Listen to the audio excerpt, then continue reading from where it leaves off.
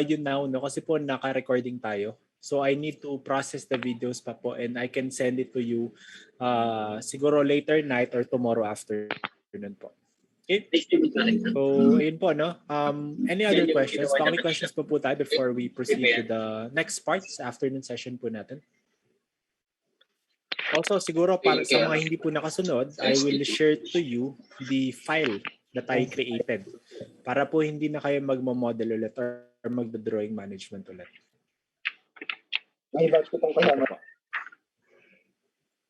Okay, sige, i-mute ko po, no? Meron atang mga maiingay. Ayan.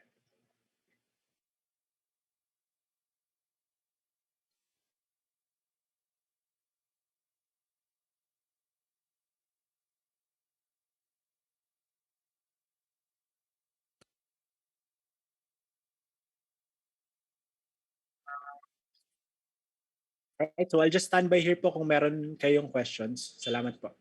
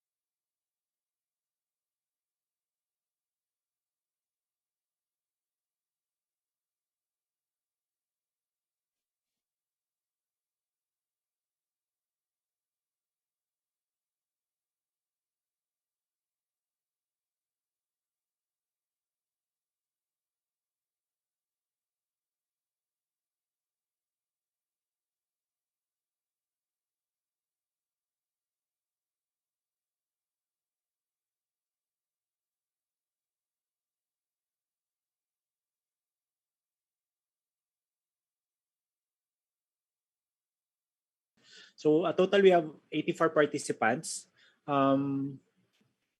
Siguro po, babagalan ko na lang muna yung pagturo mamaya so that others might catch up because I think kanina po nasa 100 participants tayo.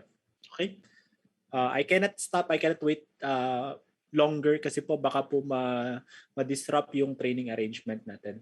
Okay? So, let me just check our chat box for now.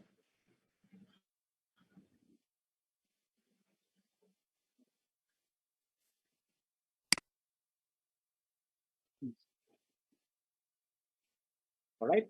So I think marami-rami na rin po tayo. I think we can start. Now, just to give you a last morning, no, from 9:30 to 12. So we create a project. Okay, we create a project, and then we also edit the project settings. Ano po yung project settings? These are the basic informations of the structure. So under the project settings, we have the project information and floor settings. Yun po yung in-edit natin.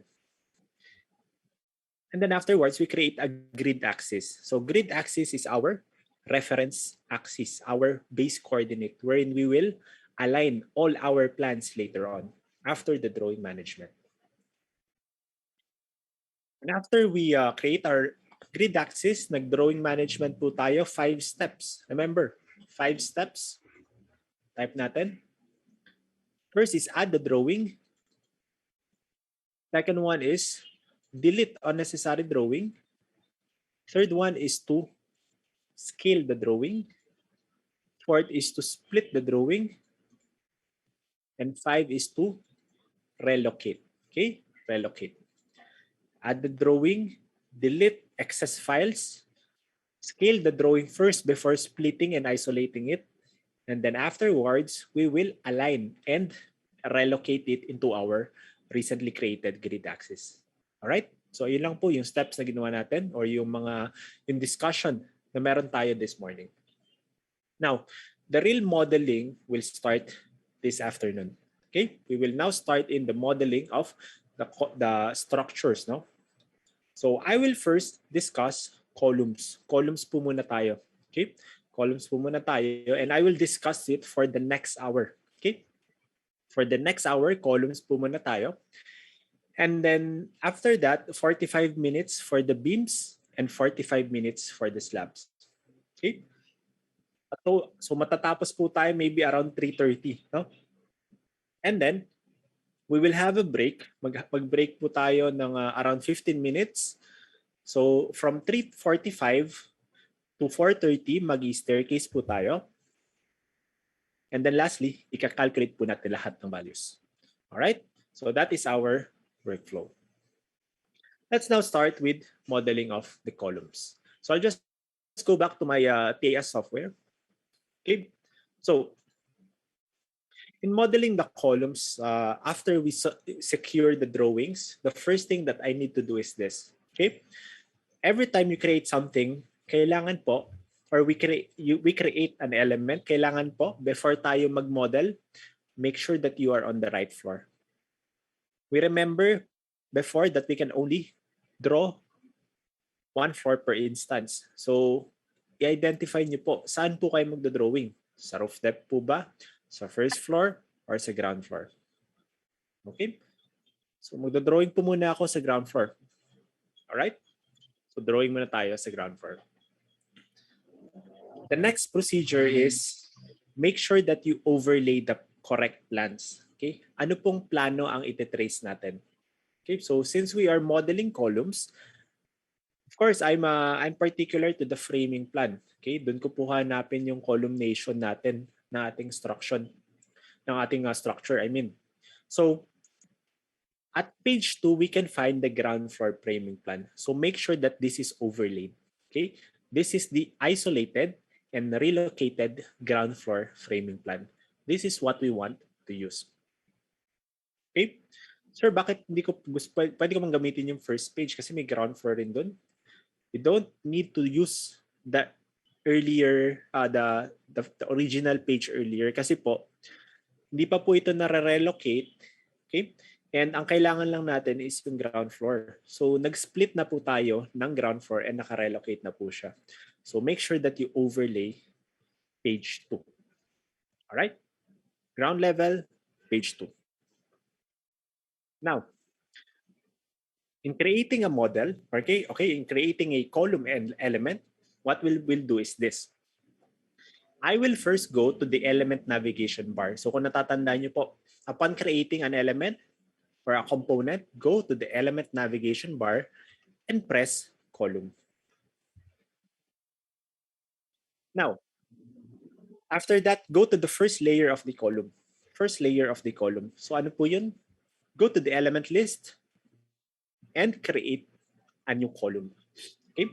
We have a lot of column section types, no? Actually, we have 4. We have the rectangular column. We have the rounded column. We have irregular and parametric column. So these 2 columns right here, they are irregular in shape. Okay? Iba lang po yung method ng irregular sa parametric. But if you have this column that is not the usual one, no? Letter L, letter Z, okay? Yun po yung shape niya. You might use these 2 methods right here. So, i-discuss ko po yan mamaya. But I'm particular only in the normal rectangular column for now as my first example. So, I will just press the rectangle column, left click, and right away, this is what you will notice. Okay? After you create your first column, rectangular column, this is what you will notice. Number 1, there will be a column tag. Okay? A column element tag presented here in the element list. Ibig sabihin po, meron ng isang column, isang kind ng column na nag-create si software. Next, yung properties po ng column na yun mahahanap sa attribute editor. So yung column 1, ito po yung mga attributes niya. These are the name, the material, the section, etc. Okay? So this is what makes Cubicost a BIM software. Because all the entities here, all the elements here, no, they doesn't represent only values, or they doesn't only represent drawings. They represent a certain property of your structure. May material yan, may elevation po yan, may concrete strength po yan, may type of formwork po yan, etc. Okay, so marami tayong information in just one column right here. Now, After you create your first column, no? First column, what you need to do first is this. Okay?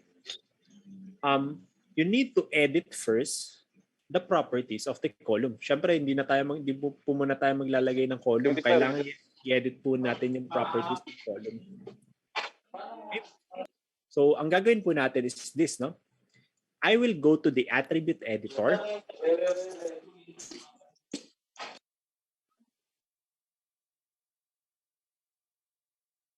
Okay? I will go to the attribute editor and I will edit the basic properties of my column. I don't need to edit everything. Just the basic properties, no? The name, the section width, and height. Okay? Itong tatlo lang po muna. Okay na po sa akin ito, no? I won't be messing around with the other things as well, no? Kasi meron pang material, meron pang elevation. So I won't focus here. Instead, I will only focus on the three basic attributes. First one is the name. So let me just zoom our drawing. Gusto ko po i-model yung column 1. Okay? Right from the start, nakikita nyo na may column na ako sa cursor, but I won't be snapping this for now. Hindi po muna natin i-snap to for now, no? What I will do is this, no? I will edit muna yung attribute, changing the name to C1, changing the section width and section height based on our requirement. Okay? So, sasabihin ko na lang po yung section width and height, no? Para hindi na po kayo maghanap dun sa plano para mas mabilis. The section width is 450 and the section height is 200. Okay? So that's it po, no? Name, section width, and section height. That's it. Na-edit ko na po yung properties ng column ko. Lastly, to draw the column, very simple. Very simple. Every time you create an element from the element list, every time po mag-create kayo, automatic po naka-activate na yung drawing command. Nakikita nyo na po yung column ninyo. But for example, you press escape, no? You press escape. Ayaw nyo muna mag-drawing. I press escape. Okay? I can still reactivate my drawing commands. Okay? I will just go to draw and use the necessary drawing command. So this can be a point command, okay? Because column is a point element. We can only model column using the point command. Okay? Just press the point command here and then gagawin nyo lang po, i-align nyo lang dun sa pinaka-drawing natin, no? Align nyo lang. A-align nyo lang siya. Okay? Now, there are times na hindi ko ma-align, no? I can detect a snapping location even though I relocate, no? It well, no? Hindi ko ma-snap. So that's where we can change the insertion point. Ano po ibig sabihin ng insertion point, no? The insertion point po is a method wherein yung snapping location natin, yung snapping location po natin will be different. Okay, will be different. If I press F4, okay, if I press F4, for example, nag-iiba po yung snapping location. Napupunta sa corner ng column. Okay? Napupunta siya sa corner ng column. If I press F4 on my keyboard, kapag nagustuhan niyo na po yung corner ng column, that's where we can snap our column by left-clicking po. Left-click, and I have my first column. May column na po ako, C1. If you're done, you can just press right-click to escape. So meron na po akong column 1. Alright, so ulitin ko lang po, no? Baka po hindi natin na masyadong mabilis. I will repeat the process all over again and then I will just give you time to model column 1. I will undo. Undo ko lang po, no? Ulitin natin. Column, element list, rectangle column, edit the name, C1, edit the width, 450, and edit the height, 200. Okay? Name, width, and height. Go to draw, point command, hover your mouse near C1, press F4 sa keyboard, function 4 sa keyboard to change the insertion point. Okay? Snap on a specified location on your plan. No? Ito po. Left click. And that's it. I already have my column 1. You can even draw your column 1 again. Pero kung tapos na po kayo mag-draw and you want to this kumbaga i-turn off yung drawing method, press right click. Okay? Nakita niyo po dito, right click to exit. So press right click. We're going back to our useful cursor. Okay? So yun po yung first example natin. Try to model C1 or column 1 po. Okay? We have a question, paano daw kapag yung C1 ay 450 meter width is parallel to Y? I will teach you the next lesson po how to rotate your column. Okay? So, tuturuan namin po kayo kung paano mag-rotate ng column after this example. So, try to create first your C1 and then I will proceed to the next example if needed. Kung may question po kayo, you can just chat me in our chat box and if you're done, thumbs up lang po. I will appreciate it. Salamat!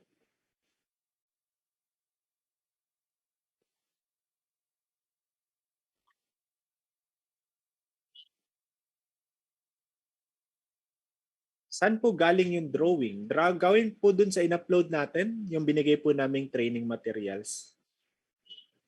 Sa basic training drawing 2019 po, dun po galing yung drawing. Dito po. Kasama po yan sa training materials natin.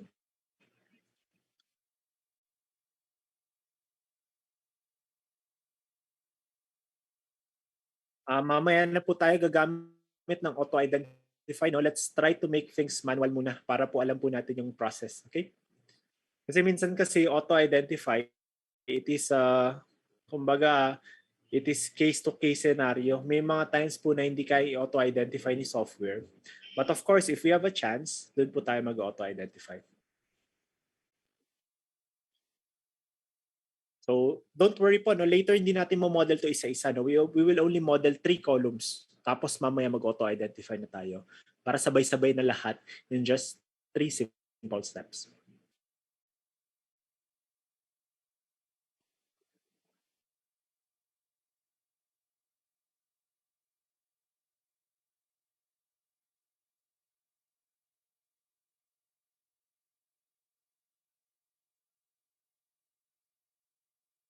Okay, so madali lang po, no? You notice the pattern. Ulitin ko yung pattern, no? From the element navigation bar, select the element, the component you want. Go to the element list, mag-add kayo ng tag, okay, based on the shape. Tapos po, mag-edit kayo ng attributes. Okay? 1, 2, and then 3. After nun, pag magda-drawing na kayo, very simple as well, no? Go to draw, choose. Okay, choose a drawing method here. Saka nyo po i-drawing sa screen ninyo. So 4, 5, and 6. Very easy. Okay? So don't worry kung hindi nyo ganong nasundan, ulitin po ulit natin yan kasi gagawa pa tayo ng another example. Okay? Gagawa pa tayo ng another example.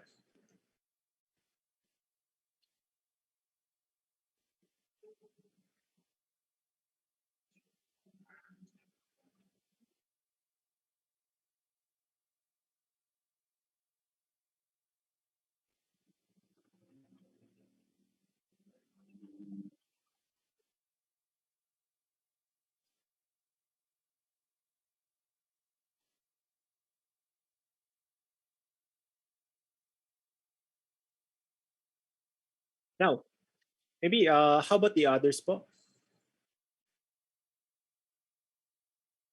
Yung pagpasok po ng drawing, naturo ko na po siya kanina, no?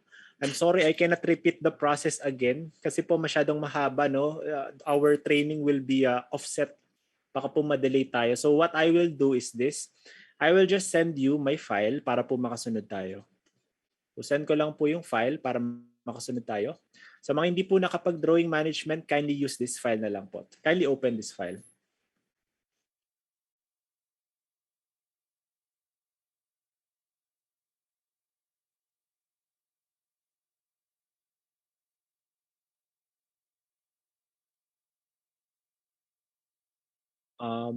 Yung recording po, hindi ko po masisend for now kasi po ongoing po yung recording natin. So baka later 9 p.m. ko pa po masend, no? Or maibigay sa inyo yung link on where to download. Okay, so medyo matagal po kasi yung processing. So we might need to wait for a few more hours after this training. So right now, uploading na po yung file ko. Okay? Uploading na po yung file ko para po makasunod tayo.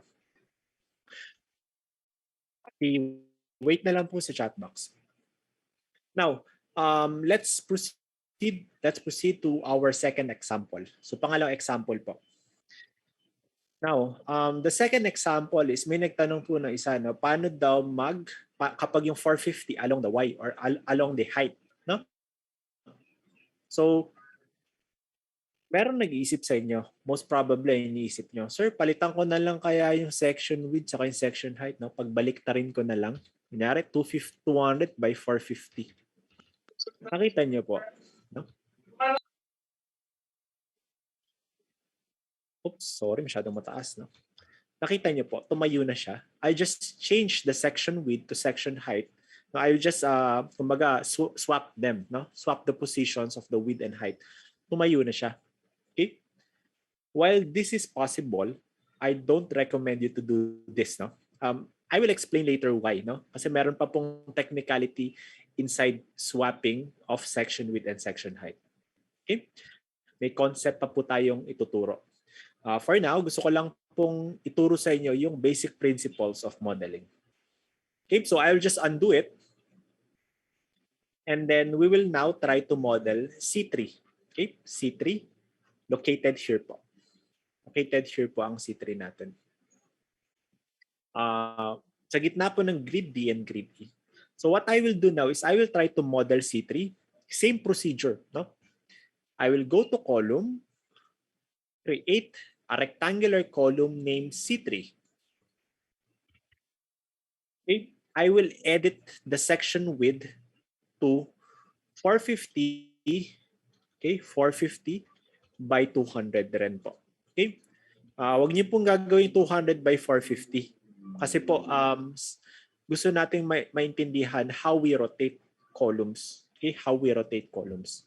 So we will use 450 by 200 para nakahiga pa lang po siya. Okay? So iikot po natin siya mamaya.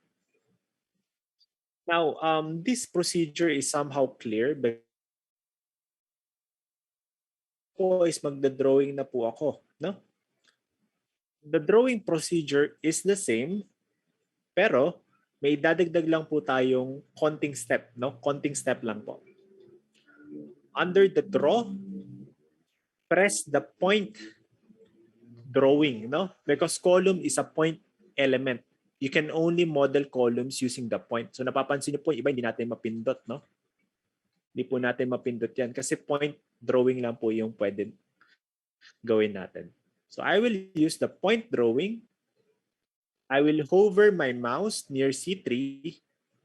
Okay? And before I left click, no? Before I snap, ganito po yung gagawin ko. First thing, I will press F4 to change the insertion point. Putting my insertion point on the lower left of my column. Okay? Lower left corner. Now, ang additional step po natin is we will check this, no? We will check this button right here. Nakikita niyo po ito? Itong box na to. We will tick this. This is what we call rotation point. If we use the rotation point, we can specify 2 points instead of 1. Okay? 2 points instead of 1. The first point will be one corner of your column. Tapos po, pwede nyo siyang i-rotate. Pwede nyo po siyang i-rotate. Okay, nakikita nyo po ito. Now specify the second point of your column. This one. Left click. And that's it. I already created a C3 using rotation point command po. Okay? So that's how we do rotation. So ulitin ko lang po, no? Ulitin ko lang. I will undo the process again. I will stop dun sa nakapag-create na po ng C3 because I think alam niyo na po kung paano mag-create ng C3.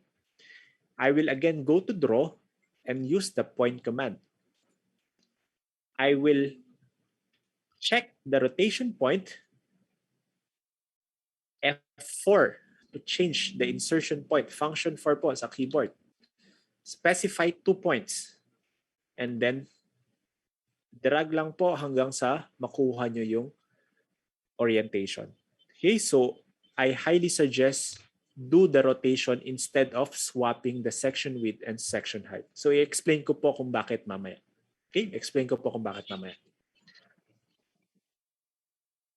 There's another way, or there's another method. Pwede niyo pong ilagay yung angle dito. Okay?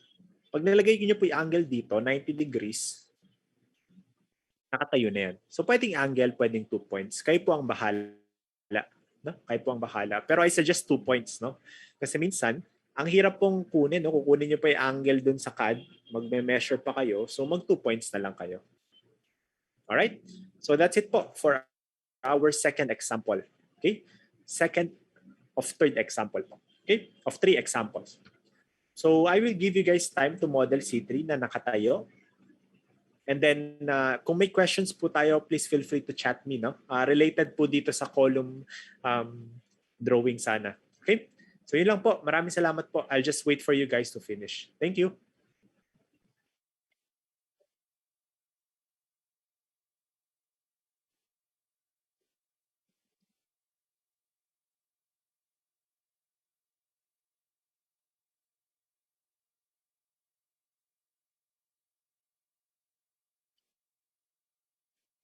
Yes po. Now, there's someone who asked me, pwede daw ba i-copy yung C1 then change the name to C3 and rotate?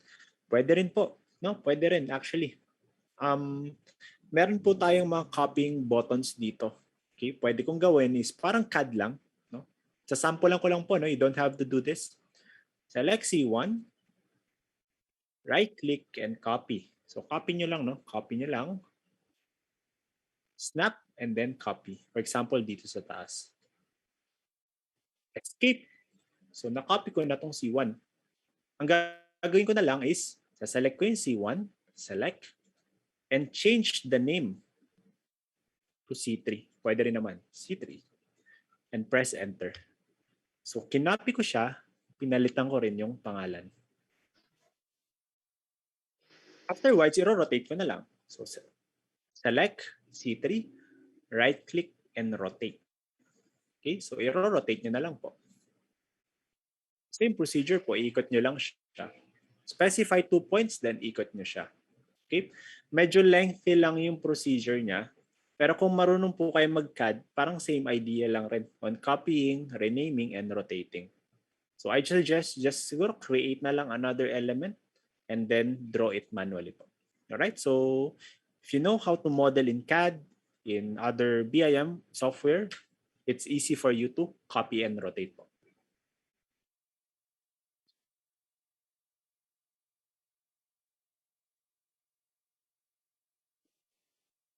Wala pong problema.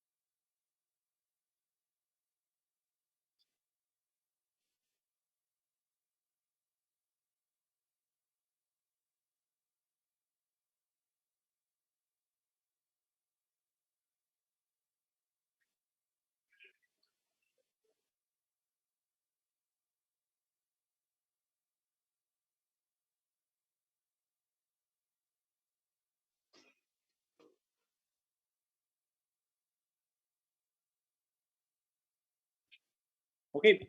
Sir, how about kung may nag-pop up cannot overlap to C3 roofing? Okay. Cannot overlap to C3 roofing. I'm not sure kung bakit may roofing na word. I-ask ko lang po, no? Nasa roof level po ba tayo? Baka nasa roof level tayo nagmo-model kanina. So we need to be on the ground floor. Remember that. Second, yung safety feature ni software is that you cannot draw columns on same location or any entities on the same location. So kapag nag-drawing ako ng column, let's say column 1, ito-draw ko ulit dito, di pwede, no? Cannot overlap with C1 at ground level. Okay? Sir, paano naman kung ano? Wala naman na akong column pero ganun pa rin. Papakita ko. So wala akong column, sir. Pero ganun pa rin, no? Cannot overlap pa rin. Ano po yung nangyayari? Okay? It means that meron na po kayong column, nagtatago lang po. Okay? Naka-hide lang siya. How do I know if naka-hide siya or hindi? If you go to the element navigation bar here, mapapansin niyo po yung logo, kulay puti instead of color blue. It means that the layer is hidden. The column layer is hidden, pero meron na siya. So what you will do is this. If you notice, there are letters on the side of your elements.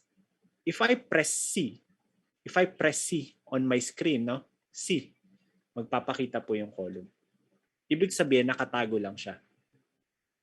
In fact, I can hide all of this, no? If I know the shortcut keys. Press Z or Z to turn off the drawing. Press Z or Z. Press X to turn off the grid axis. Press C to turn off the column. Okay, so unang tingin, wala pong nakamodel, pero sa totoo lang, nakatago lang po sila. Okay, letter Z or Z for your drawing, letter X for your grid axis, and letter C for your column. Okay, so if you turn off your column, dapat may makita nyo na, turn on your column, dapat may nakita na po kayong column and hindi nyo na po kailangan i-model siya ulit. So remember that po, no? Kindly check, minsan kasi kala natin wala or meron. Kindly check kung naka-turn on yung layer po dito sa gilid. It should be in blue. Now, let me just proceed to the last example. Okay, last example po natin sa manual way. Tapos po, may ituturo lang po akong concept before we proceed sa auto identification. Okay, last example.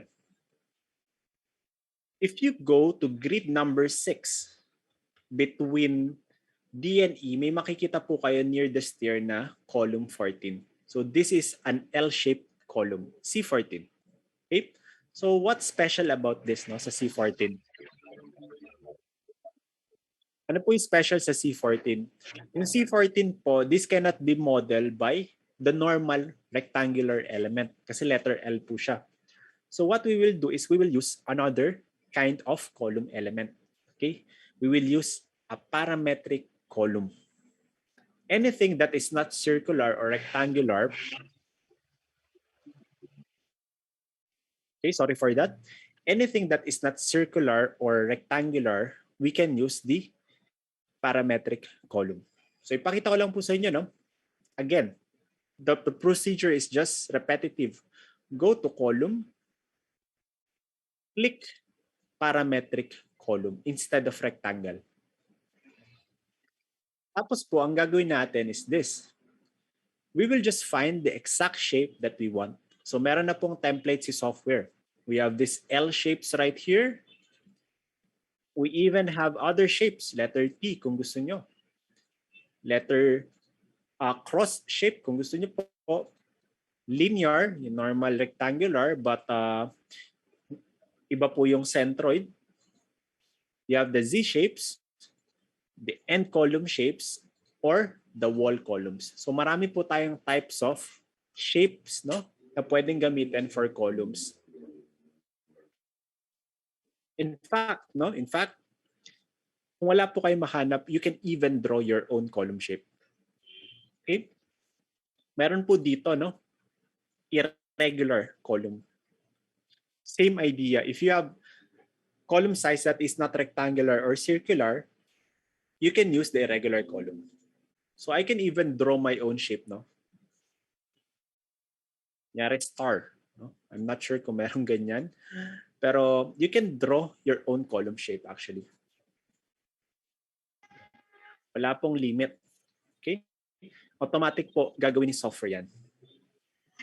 Alright? So I won't be teaching you the vector graphics editor or the irregular column. We don't want to discuss that on the basic training. I'll just go to the parametric column once again. Ang pipiliin ko po is LD. It looks the same as the one we have, no? The C14. And then just change the dimension in the attribute value. Dito po. Okay? So I'll just type the dimension.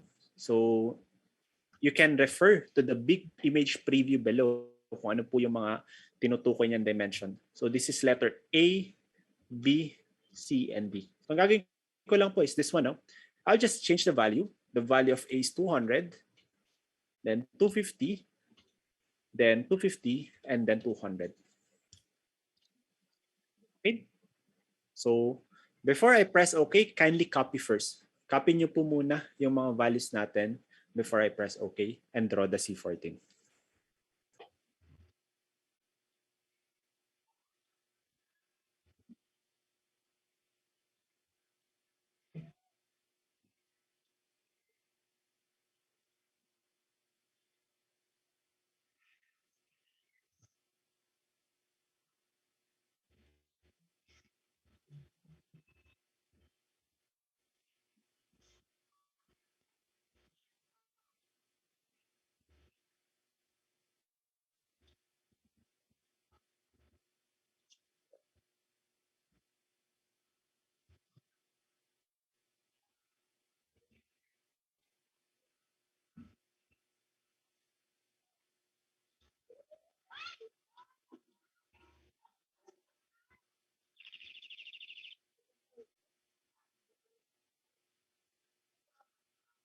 Okay, kung na-copy na po natin, wait lang. Another question, parametric wall po ba? Papasok ang retaining wall. Retaining wall. No po. Papasok po siya sa wall element. Okay, wall element po. Meron rin po tayong parametric if needed. Kung gusto niyo iba yung cross-section, meron rin po tayo sa walls. So lahat po ng parametric irregular, this is applicable on all kinds of elements. Maski beam yan, maski wall yan, meron po tayo. So if you're done, just press OK. And then makikita nyo, meron na po tayong L shape. All you have to do is this, no? Press F4 to change the insertion point and then snap your C14. Okay. Lastly, just change the name.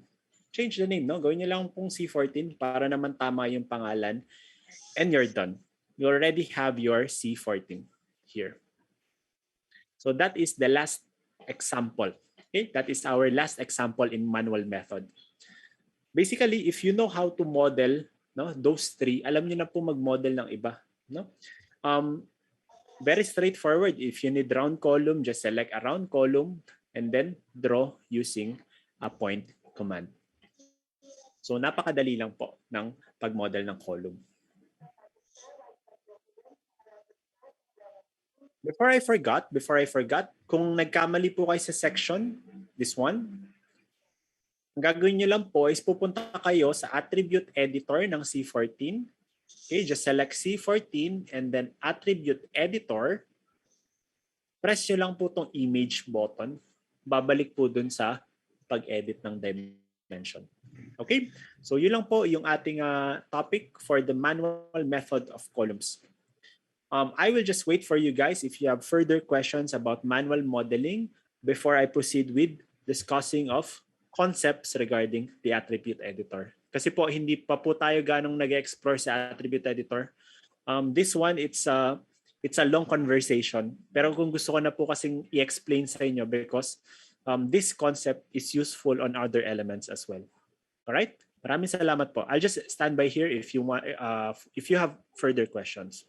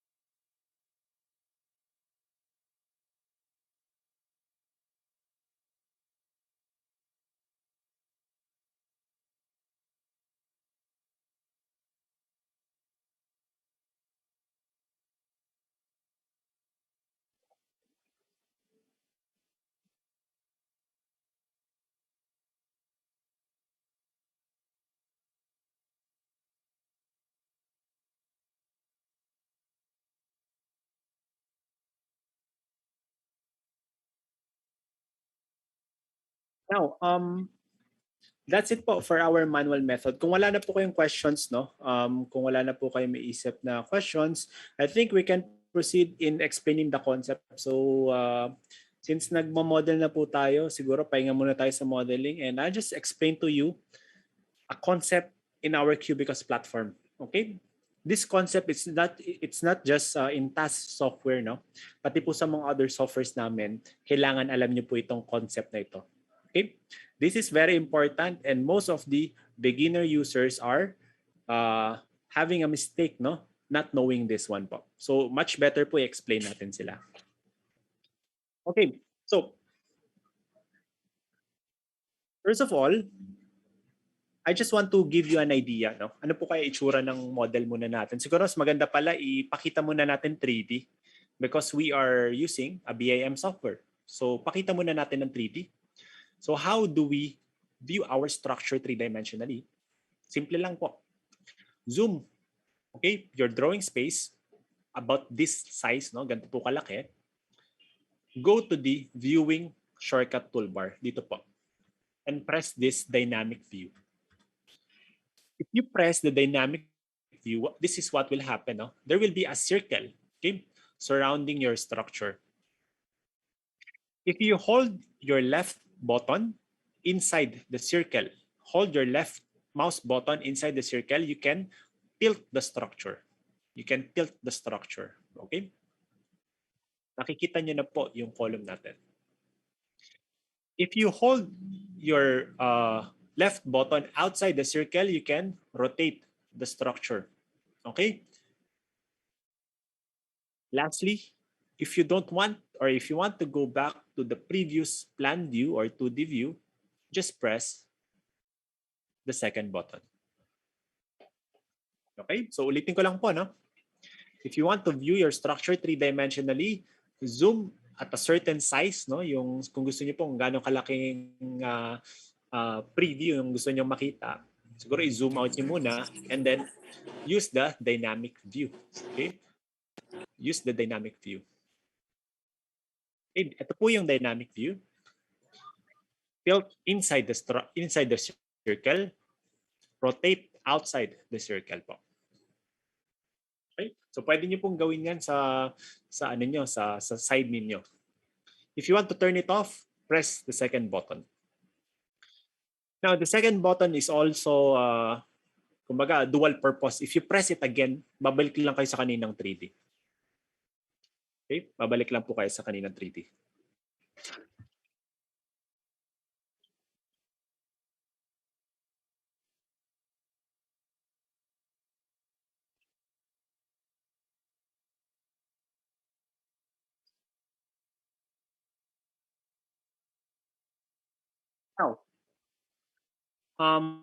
This is the time na mag-explain na po ako ng concepts no, about what we call the attribute editor. So the attribute editor, this is what makes the software a BIM software. There's a lot to discuss here, but I will only be discussing to you the basic principles. Let me start by giving you 4 terms. 4 na terms po yung i-discuss ko sa inyo. These 4 terms represents the whole modeling, represents on how we define each and every part of our structure here in our Cubicost software. So kailangan memorize or alam niyo po itong 4 terms na ito. I will write it here. First, second, third, and fourth. First term, you're familiar with it already.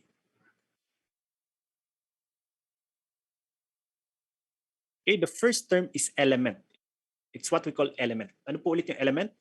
Element is the component of the structure. Okay, column is an element, beam is an element, wall is an element, slab is an element. Okay, so element is a component of the structure. Now, there's another definition for the element. No? Element can also be tags. No? Tags of a certain structural component. So pwede ko rin sabihin na element tong C1. So C1 is a column element tag. Okay? C3 is a column element tag as well. C14 is a column element tags. They are all tags. Lahat po na nakikita nyo dito, these are all element, no? These are all elements. Now, the second term, no? The second term is this.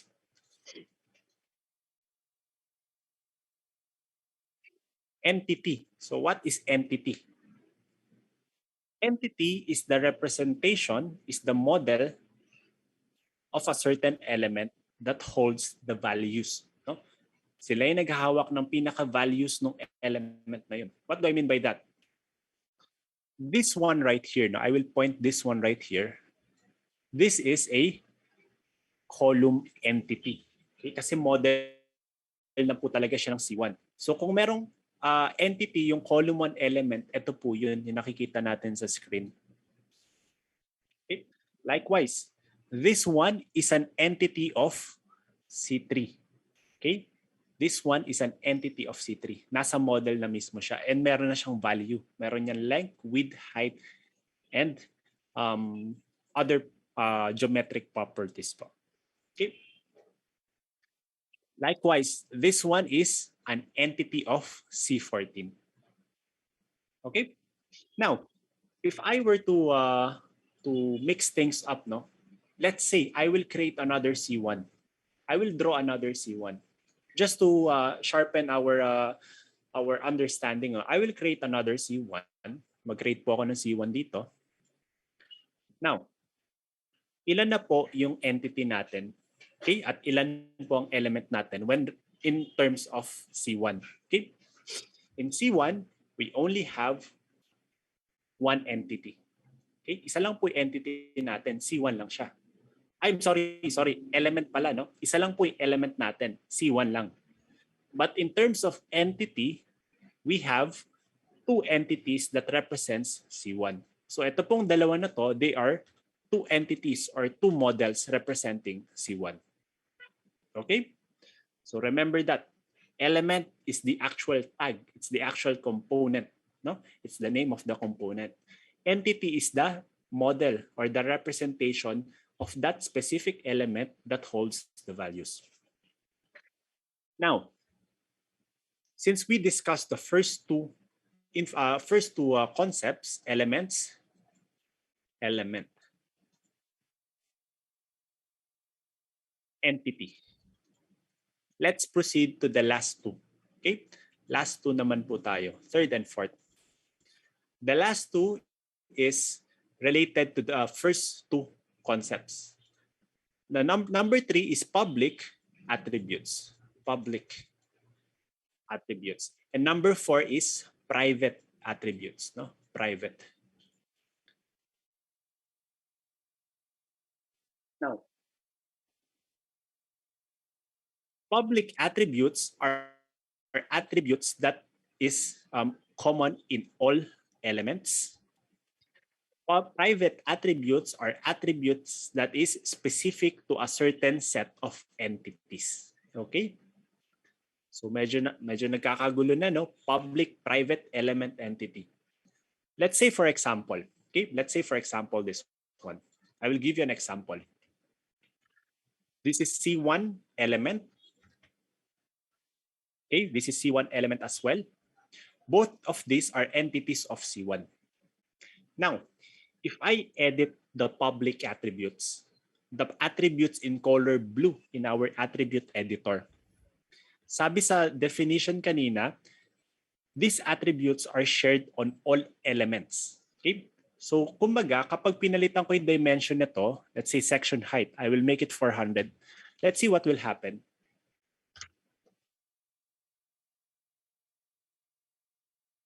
If I change the section width, no, to 600, what will happen?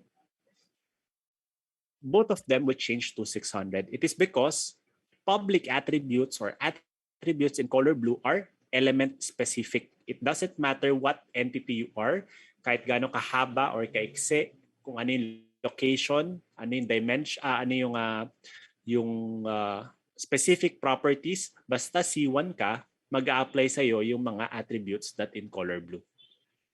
Kaya po, hindi ko ma-recommend kanina yung sinasabi natin, no? Or yung inaakala natin na, sir, gusto kong i-switch, no? Gusto kong i-change yung orientation ng column ko. Pwede ba palitan ko na lang or i-swap ko na lang yung values nila? So pag sinwap ko yung values nila, mangyayari, lahat pa rin sila susunod. So we have no choice but to use the rotation command. Because they all share the same section width and section height because the dimensions are public attributes. Okay, so I hope that's clear, no? I hope that's clear. Now, let's move to the last concept. Private attributes. Private attributes. Private attributes are attributes that are entity specific. Okay?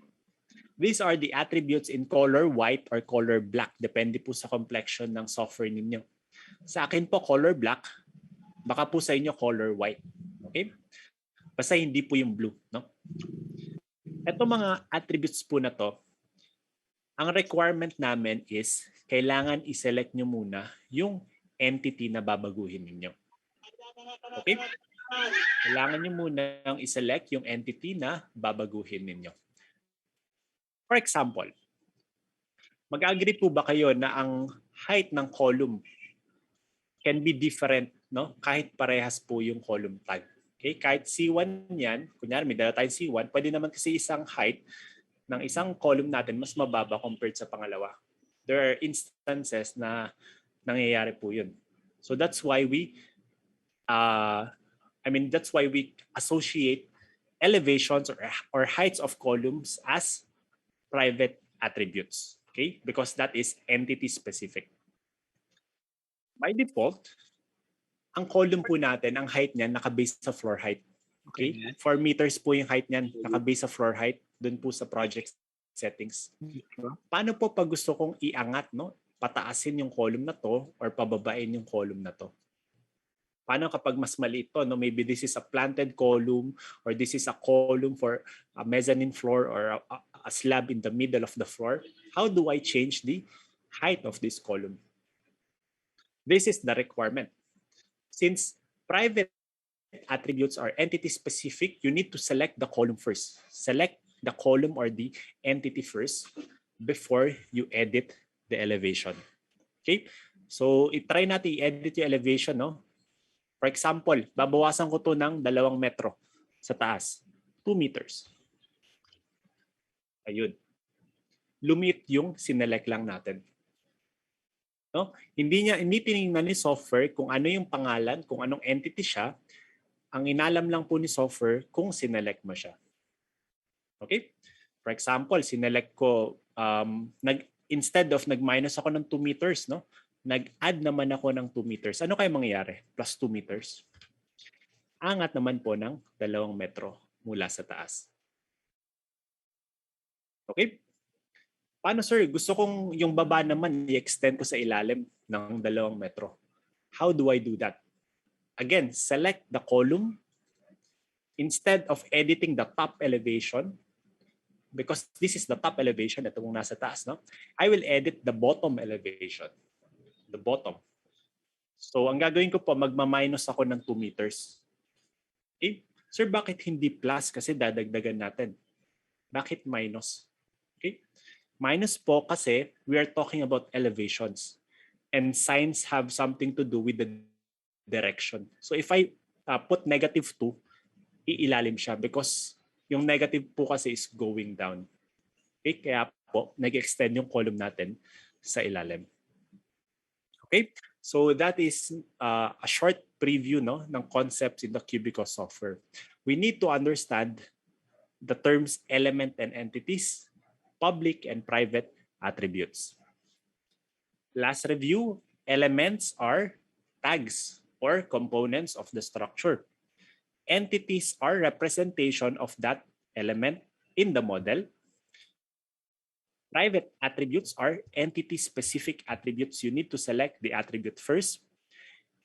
Public attributes are attributes that are shared to all elements in the model.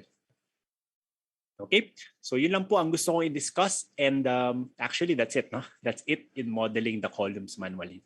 Now, kung medyo nalilito pa po kayo, I can repeat the discussion again.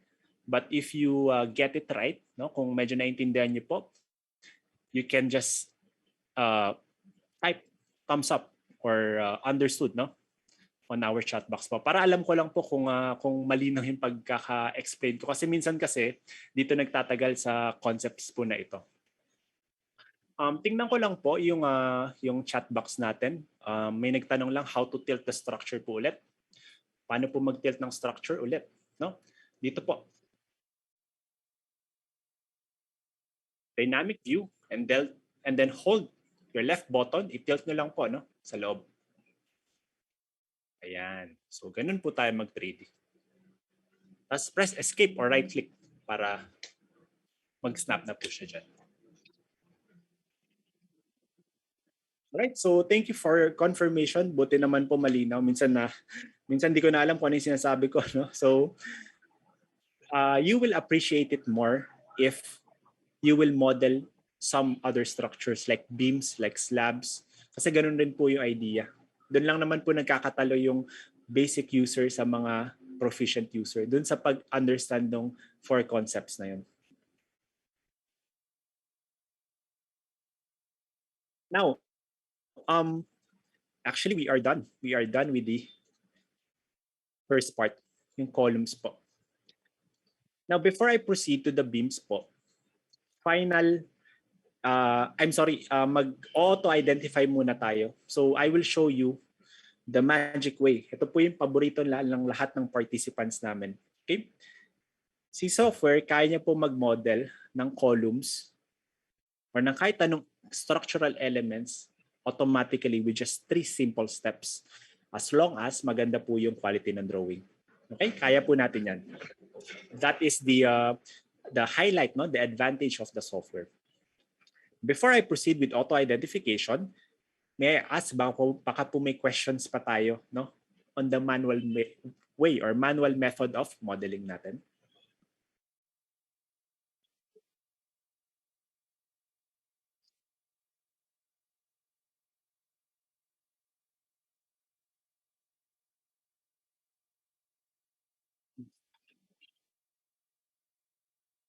Okay, kung wala na pong questions, we can proceed to the auto-identification. Hindi ko na po ipapamodel sa inyo lahat ng column, no? Kasi of course, limited yung time natin. Let the software model everything for us in this floor. You can also do this on other floors if you want. Okay? Pero imo-model ko lang po this floor. The first thing that I need to do is this. Delete everything I modeled previously. Okay? We want to give way to the software, no? Kasi syempre, siya yung magmo-model, i-clear nyo na po lahat no, ng ginawa nyo previously. So that's why 3 lang po yung pinamodel ko sa inyo. How do I delete? Okay, how do I delete? Simple lang po. highlight the area, highlight lang po, no? Highlight. Masaselect po yung mga columns. And then press delete sa keyboard. Delete sa keyboard. And that's it. Delete na siya. All you have to do next is to empty the element list. Okay? Si software na yung pag-identify natin nung pangalan ng mga columns, yung mga column tags. So I will clear this as well. Clear this as well. Okay, so we will start fresh, no? Parang wala po tayong ginawa. Remember lang po in deleting, no? In deleting. Kailangan po ang mauunang i-delete is yung entity, yung nasa model muna bago yung element. Kasi po pag element po yung dinelete nyo nung una, this one, if I delete it, pipigilan tayo ni software. Kailangan muna daw i-clear natin yung drawing area. Okay, this is a safety feature of course. Baka kasi ma-click natin randomly, mawala lahat. So pinoprohibit po tayo ni software. So again, delete everything by drag selecting and press delete sa keyboard and then delete the element list as well. And we will start fresh.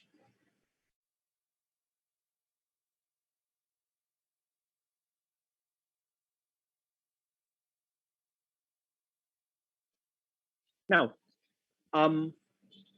before I proceed sa auto-identification, I need to discuss to you ano po yung requirements natin before doing it. Kasi kailangan po kasi natin malaman kung pasok yung quality ng drawing natin, no? When doing the auto-identification. Baka naman po kasi mag-auto-identify tayo tapos hindi proper yung drawing. Baka mamali tayo in terms of quantity. Okay? So, meron lang po kaming isang nire-require. Okay? Isa lang po yung nire-require namin.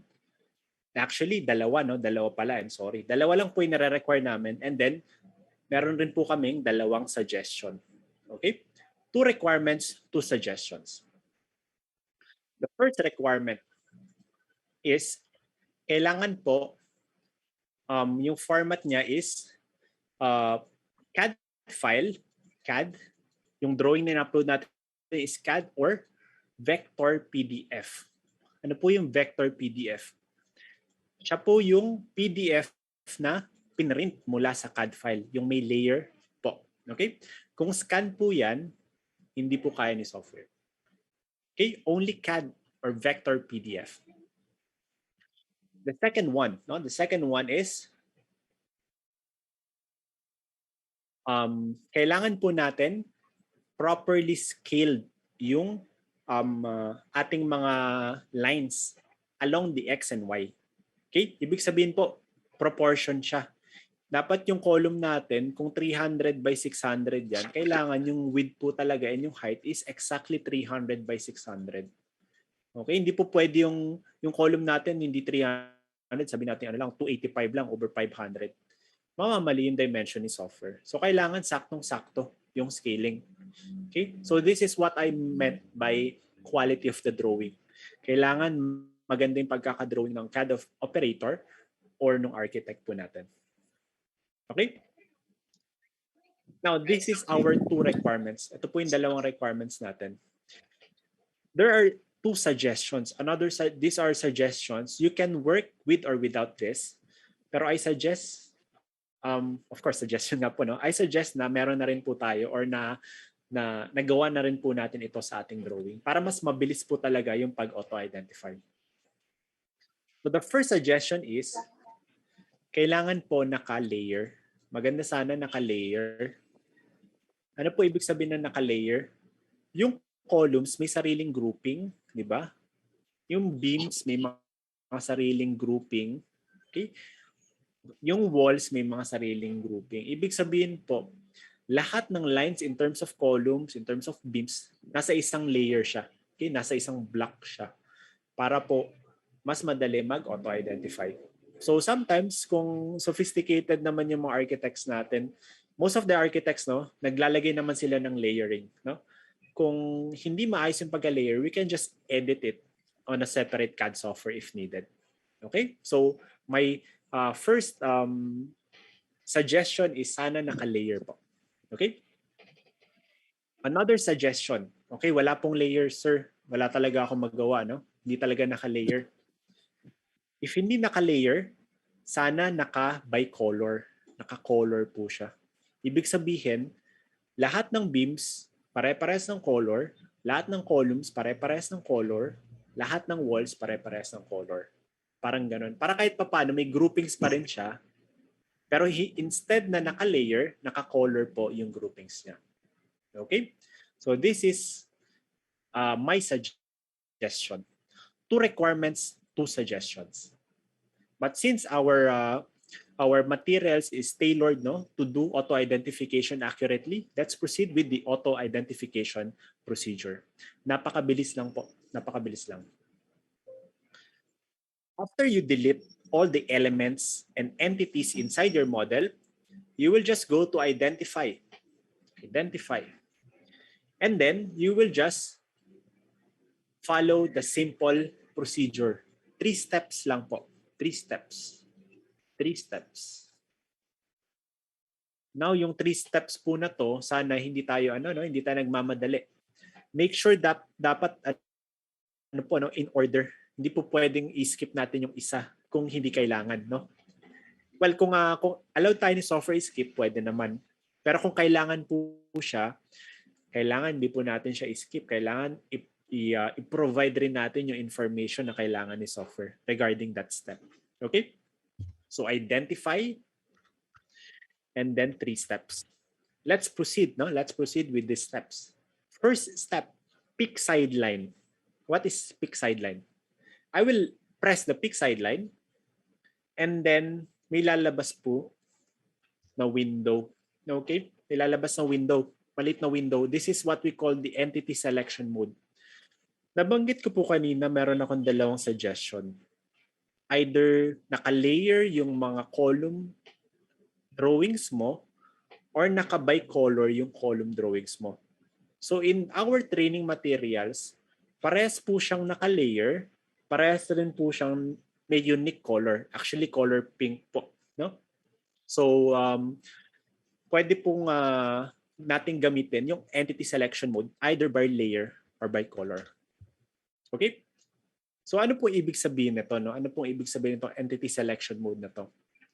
Let me just discuss one by one. If I use the free select, this is the basic, no? The most basic one. And ito po yung mas time consuming. Free select. Kung wala pong layer, wala pong color, ang gagawin niyo po is this. I-select niyo po, left click niyo po one by one yung mga columns para ma-identify mamaya ni software. Kung medyo marami po yan, baka matagalan kayo, no? I-left click niyo po isa-isa. Okay? Be careful not to left click yung mga hindi columns. Okay? Yung mga hindi columns. Kailangan mga columns lang po i-left click natin. That is the first option. Now, I don't want to use this kasi po masyadong effort, no? Masyadong effort. If I go to pick sideline again, I will try to use bicolor. Pag bicolor naman po, you just have to select one line. One column line. Tapos ang gagawin po ni software is lahat ng kulay nung line na sinelect niya, i-assume niya rin na column siya. Okay? So, nag-select ako ng isang line, lahat ng column na select kasi lahat po sila color pink. Okay? So, kung unique color pink yung column, lahat sila masaselect sabay-sabay. Ang problem lang po is kung meron tayong mga lines na color pink din na hindi column, nasa-select rin po siya ni software. Although, pwede po natin siyang i-edit mamaya. Okay? Pwede natin siya i-edit mamaya. So that is the second option. The last and final option is pick sideline, select by layer. This is the most effective way. Kung yung mga column niyo po ay naka-layer, no? Naka-group po sila, isang select nyo lang, lahat po ng kasama sa layer na yun ay mako-consider as column. So if you see this one, lahat po sila ay masaselect. Once we select it, just press right-click to confirm. Right-click lang po. And ang mangyayari po is yung mga lines na yun, i-absorb ni software. hihiramin siya ni software. Kasi po mamaya siya yung magdodrawing. Okay? So mawawala siya, but don't panic, hihiramin lang siya ni software. Okay? Ulitin ko lang po, no? Control Z natin. Control Z natin. Identify, pick sideline, select one line that will represent the whole layer of the column. I suggest selecting a lone line. No? Wag po yung may nag-overlap kasi baka ma-select natin yung ibang lines. Kung may hatch po yung column ninyo, you can select the hatch. Wala pong problema. Right-click to confirm. Okay? That's the first step. The second step, pick label. Same idea. But instead of sideline, pick the label. Okay? Instead of sideline, just pick the label. One label will select every column label we have. And then right-click to confirm. Right-click to confirm. Okay? So yun lang po, no? Pick sideline, right-click, pick label, right-click. What's the last step?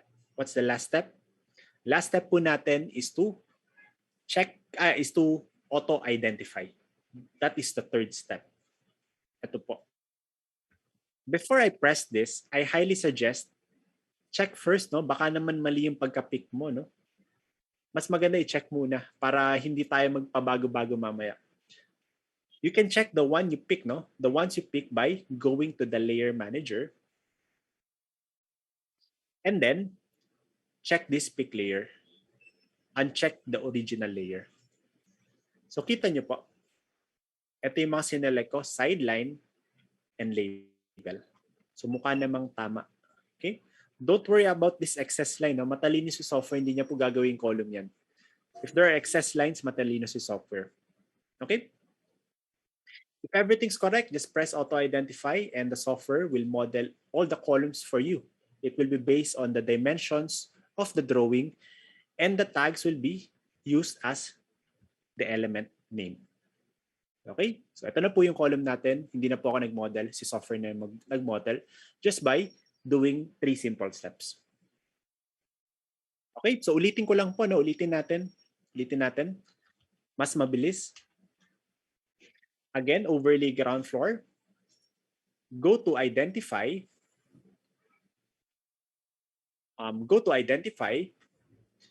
Pick sideline. Select one line that will represent the column. Just one line, no? Say for example, this one. Kung may hatch po, pwede niya rin i-select siya. Tapos right-click to confirm. Okay? Kung may hatch po, minsan hindi na natatago yung hatch, no? Pero na-select na po yan. Next is pick label. Just select the label, left-click, then right-click to confirm. Check if everything is picked correctly by switching to pick layer and then press auto-identify. So the software will model all the columns for you. Okay, so yun lang po, no? I will give you a few minutes to do the 3-step drawing auto-identification. Baka nalilito po kayo, pero mamaya ulit-ulit natin gagawin yan, no? Pick sideline, pick label, auto-identify. So mamamaster nyo rin po eventually. Okay, so I'll just wait for you guys. If you have questions, feel free to chat me in our chat box. I will also check the chat box para may mga questions po ata.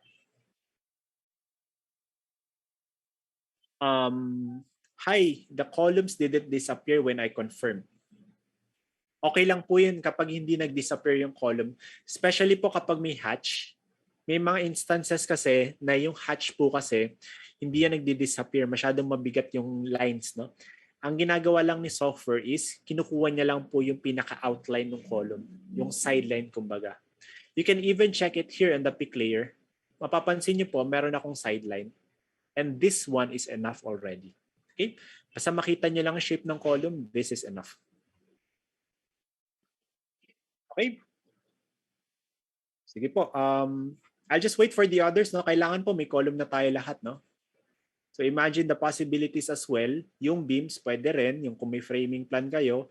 Yung slab, pwede rin po. Yung walls, pwede rin po. Openings, pwede rin po. Foundation, pwede rin po. So I think 6 elements. No? 6 elements in our TAS software pwede po i-auto-identify.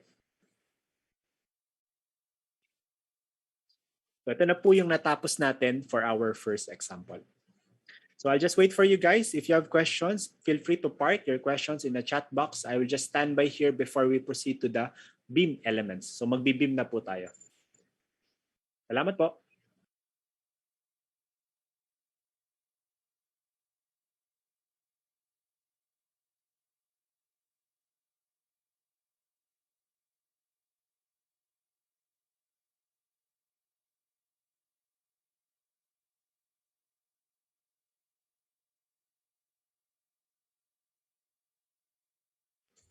Mukhang okay naman po yung pagkaka-auto-identify. So wala pong problema dito sa picture.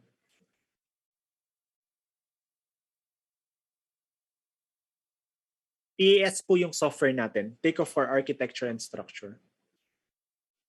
Yes, there are, actually ganito po, no? There are 34 columns created. Okay? Pero yung count po na yun are entities. Okay? Entities. 34 column entities, but there are 31 column elements. Kasi po, based on our concept, we can have a lot of entities in just one element po. Okay? Maraming salamat po.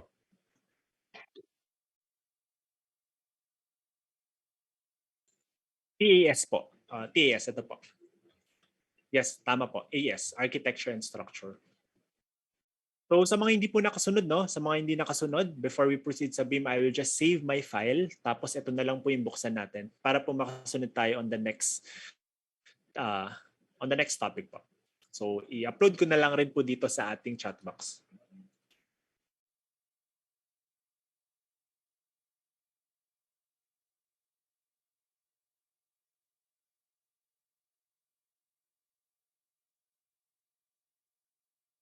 So para makasunod din po iba, sorry hindi ko na po mababalikan yung ibang topics para kasi po baka maubusan na tayo ng oras.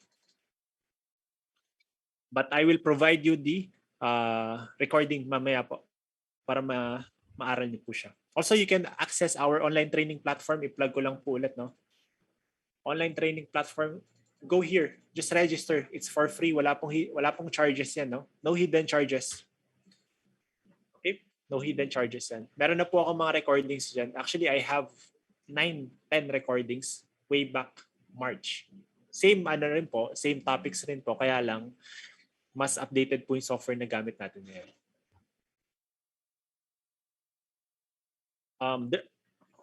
Are the columns named automatically when generated? Mine's all unnamed. Ibig sabihin po, in-skip nyo po yung second step. Okay, in-skip nyo po yung second step. Remember, before you press auto-identify, make sure that both steps are done properly. Kasi po pag may in-skip tayo, medyo mamamess up po yung model natin. Okay?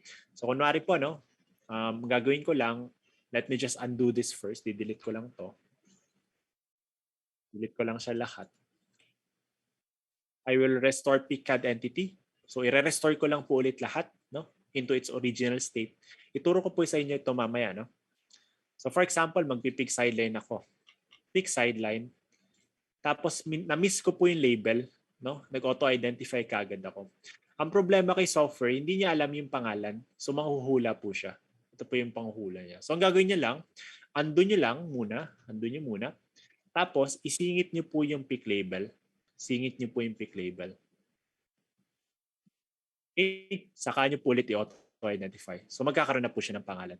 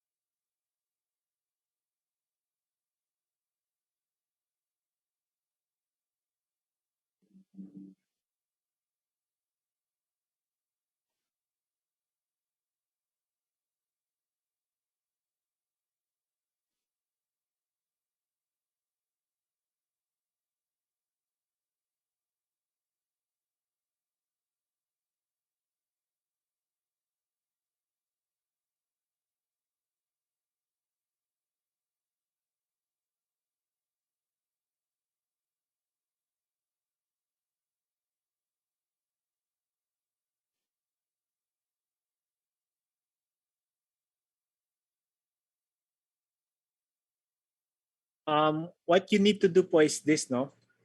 Make sure you delete first everything. Delete everything. Delete the columns you created. Delete the element list.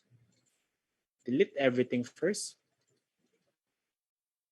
And then, ang gagawin nyo po, pick label. Pick label. If you press pick label po, kailangan may nakikita kayong label dito. Ibig sabihin po, pag wala kayong nakikitang label dito, na-pick nyo na siya previously. Kapag na-pick nyo na po siya previously, all you have to do is press auto-identify again.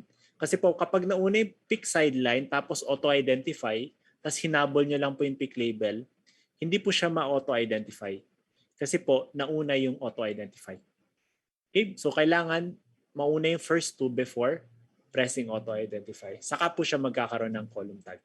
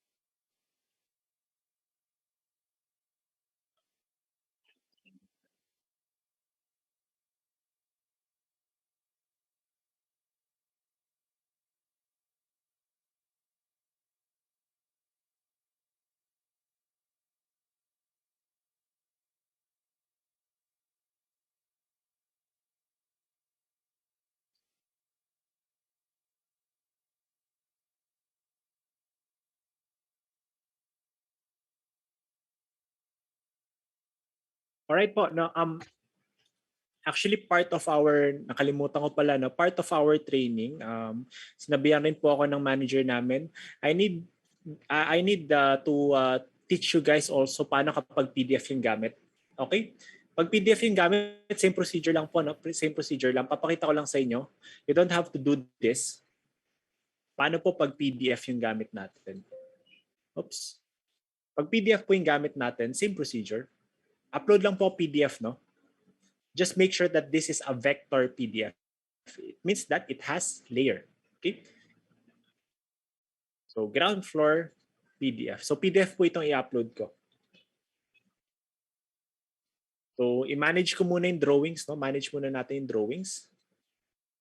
So, magano lang po ako. Pindutin ko lang to. Scale the drawing. Scale ko muna yung drawing. So, para lang po masama sa recording natin, no? Para hindi tayo para meron tayong babalikan.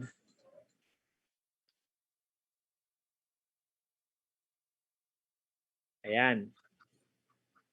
Tapos i-relocate ko na yung drawing ko papunta dun. No need to split kasi wala naman siyang katabing drawings. So yan siya. So paano naman mag-auto-identify kapag naka-PDF, sir? No? Kasi PDF yung gamit ko. Although vector, same procedure. Pick sideline. Just pick the sideline of your column. Right-click. Pick label. Pick the label of your column. Right-click. Meron lang ako idadagdag na isang step. Just one step. Isa lang pong step, no? Go to the pick layer. Okay? And then, I will filter all the names. Okay? I will filter all the names. So, uncheck and check ko lang po yung column label. I-filter ko lang yung name. Sir, bakit ko kailangan i-filter yung name? Okay, bakit ko kailangan po i-filter yung name? Kasi po, ang difference with CAD and PDF is this. Ang CAD po, ang mga text dyan, they are real text, no? They are text units, no? They are drawing text. Meanwhile, kapag nag-print tayo sa PDF, sometimes hindi po siya real text, no? Papakita ko po sa inyo kung bakit hindi real text, no? Hanap tayo ng numbers, no? 17. Ayan, no? Yung 17, yung number 7, kapag pinrint kasi ni software yan, ni CAD software, minsan hindi siya number 7 talaga. Kung hindi, dalawang lines po siya na magkadikit lang. And sometimes there are errors in this, no? Hindi maintindihan ni software, ano ba tong dalawang line na to? So what we will do is this. I will just use or I will just introduce one step before auto-identification. Ito pong identify text. Okay? I will highlight all the text and press right-click. Tapos po, ang gagawin ni software, i-attempt niyang basahin yung mga text na yun, yung mga PDF text na yun kung tama. Kasi minsan po kasi hindi niya mabasa. So all you have to do is check one by one kung tama yung pagbasa niya. And the accuracy of the software in terms of reading PDF text is around 80% po. But it will improve once you use the identify text often. So kumbaga natututo lalo si software kapag ina-identify text nyo ng ina-identify text yung mga PDF nyo po. We're done, just press confirm. So magiging real text na siya, and if I press auto-identify, magkakaroon na po ng column. Okay? So parang parehas lang tayo. Parehas lang po talaga yung process. Nag-identify text lang tayo just to convert lines from PDF to real text po. Okay?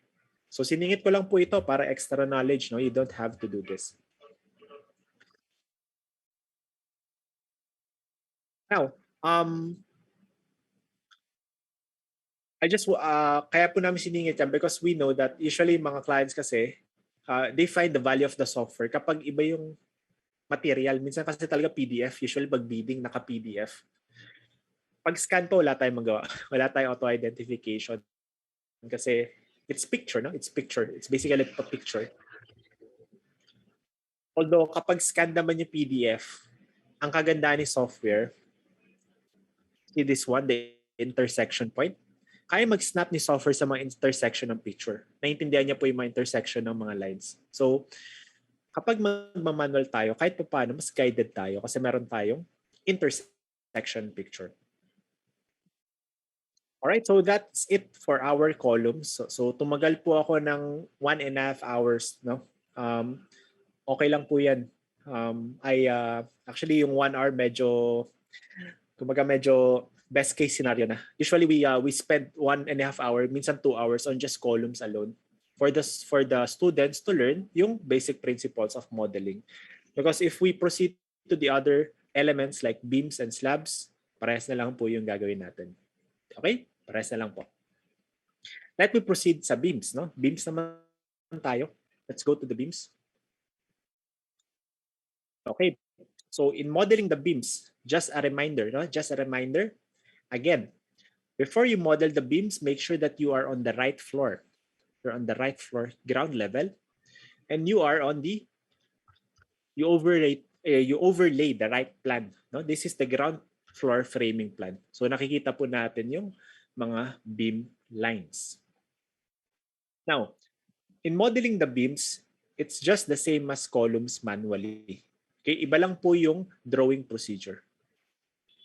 The first one is just go to the beams. Hanapin niyo lang yung beams dito sa ating element navigation bar because we want to model the beams. So just minimize the other elements. Just go to the beam and you will guess it right, no? Press this add button and create a rectangular beam. So paulit-ulit na naman tayo, no? Create a rectangular beam. The next one is you will edit the attributes. You will edit the dimension and the name of the beam. So makikita nyo naman sa plano yung name ng beam, no? I want to model GH1 with a dimension of 150 by 450. So gagawin ko lang po, edit the name, GH1. Edit the width, 150. Edit the height, 450. Okay? Basic. Ulitin ko lang po. Beam. Element list. Rectangular beam. Edit the name, the width, and the height, and you're ready to draw.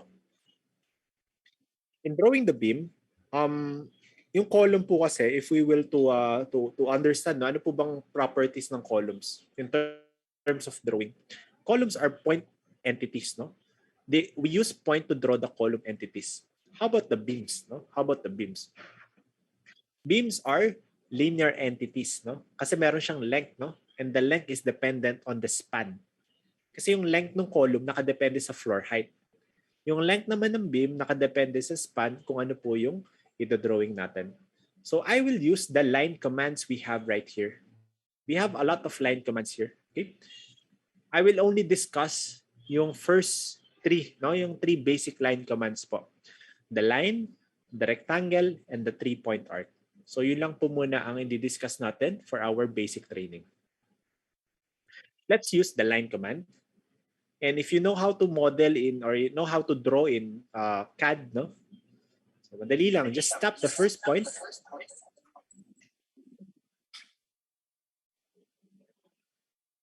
Okay, just snap the first point. Tapos po, i-drag nyo lang po papunta sa second point of the beam. Very easy, no? You can even press F4, function 4 to change the insertion point. Baka kasi mali kayo na snapping, gusto nyo ibayin yung kung anong side, no? Mag-snap yung beam. Pwede rin po, press nyo lang F4. But the question is, no? The question is this. If I draw my beam, kasi GH1 siya, I know that this is a continuous span beam. Should I model the beam until the face of the column only? Tapos ituloy ko na sa susunod?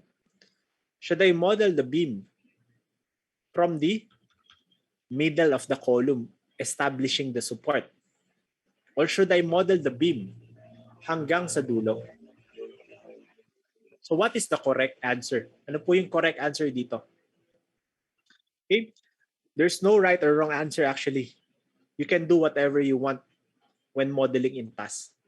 Kasi lahat po ng overlappings, lahat ng intersections, auto-deduct po yan based sa Philippine Standard Method of Measurements for Building Works.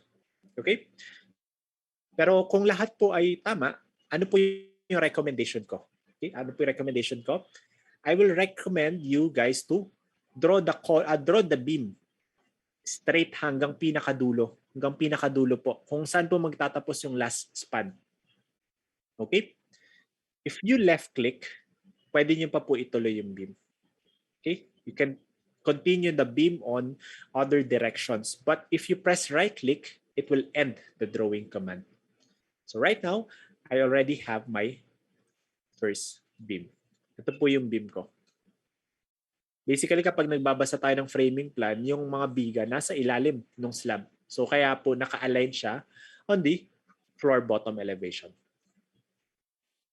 Now, just to explain to you, bakit ko po gusto ipa-extend sa inyo hanggang dulo, no? Kahit alam, since na, of course, no, one of the obvious reason is automatic nagde-deduct si software. And the other obvious reason is madali, no? Kasi isang pindutan na lang, dalawang pindutan na lang kaysa sa multiple segments. There's an underlying reason as well. Okay? Meron pa pong isang reason na mas mahalaga kaysa sa dalawa, actually. And this reason will only be useful if you want to model the rebars of your beam. Okay? So, sino po ba dito ang gustong umattend ng TRB seminar namin? Okay? The TRB seminar or the rebar detailing seminar is also free for those who will pass the TAS training. May certificate rin po ang TRB. So may nag-raise ng hand, gusto niya daw. Okay? So I think most of us, kung may free time naman tayo, it's just one day lang naman siya, no? I'm not sure if meron po this year. Kasi po kakatapos lang namin mag-TRB training. Most probably, baka po yan early next year, no? So kung may time po kayo to attend, you can also attend. I want you guys to draw the beams continuously because I want you guys to prepare for the TRB model. Okay? Kapag po dinraw natin yung beam natin ng continuous, matalino si software. Alam niya po that the function of this beam is a continuous span. Okay? Continuous span yung beam. Ibig sabihin, pag nagbakal yan si software, automatic, tuloy-tuloy yung bakal. Tuloy-tuloy po yung bakal. Top and bottom bars. Even the extra top, tuloy-tuloy yan. Parang ganyan. Extra bottom, tuloy-tuloy rin. Okay? That's one advantage. Eh ano naman sir, kapag dinrawing ko siya ng segmented, putol-putol, kada support puputulin ko, ang mangyayari, ang interpretation ni software is fixed support. You're terminating your rebar on that certain support. So magiging ganito po yung mga bakal natin. naka-hook siya or naka-bend siya on the supports. And most of the time naman, ang design is naka-continuous yung span. So I suggest you model the beams continuously if necessary, overlapping all the supports that passes through nung span na yun. Okay? So yun lang po yung aking tip, Yun lang po yung aking tip. Let me just repeat the process all over again. Ulitin lang natin para po may idea tayo or ma-refresh ulit tayo. Let me model GV9. Okay? Beam, create a rectangular beam. Rename to GV9. GV9. Edit the section width 150, section height 450. Okay, sorry.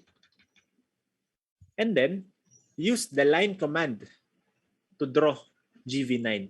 It's up to you where to start, but I suggest again, isagad nyo na po hanggang dulo. I can start snapping from here. Okay, this one. Meron pong snapping location on the middle of my outer face of my column. Tapos i-drag ko na lang po siya. Again, kung continuous po yung beam, ituloy nyo na po sa kabila. You can press F4 to change the insertion point. Ayan. And if you're done, left-click lang po. If you want to continue, you can still continue. Pero iba na po kasi yung mga beam tag natin. I will press right-click to escape. And now, I already have my GV9. So very basic po. Very basic. Last, ulitin ulit natin para malinaw. GV12, rectangular beam. GV12. Oops, sorry. GV12. 200 by 600. Line command. Draw on the outermost support, outermost side of the support, drag hanggang sa last support sa outer side also. Left click to confirm. If you want to continue, you can continue. Pero if you're done, right click to escape.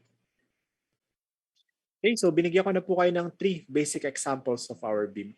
So for our example, for our practice, you can model 5 beams, siguro 5 span. So i-fill nyo lang po. Again, you don't have to model everything because meron po tayong auto identification feature later on. Okay? So I'll just wait for you guys to finish modeling. And kung may questions po kayo, feel free to chat me in our chat box. Okay? Maraming salamat po. That's a good question. May isang question from our participant. Sir, what if continuous beam po siya pero iba ng section? Okay? That's a good question kasi alam natin that section is a public attribute. You cannot have GV12 with different sections.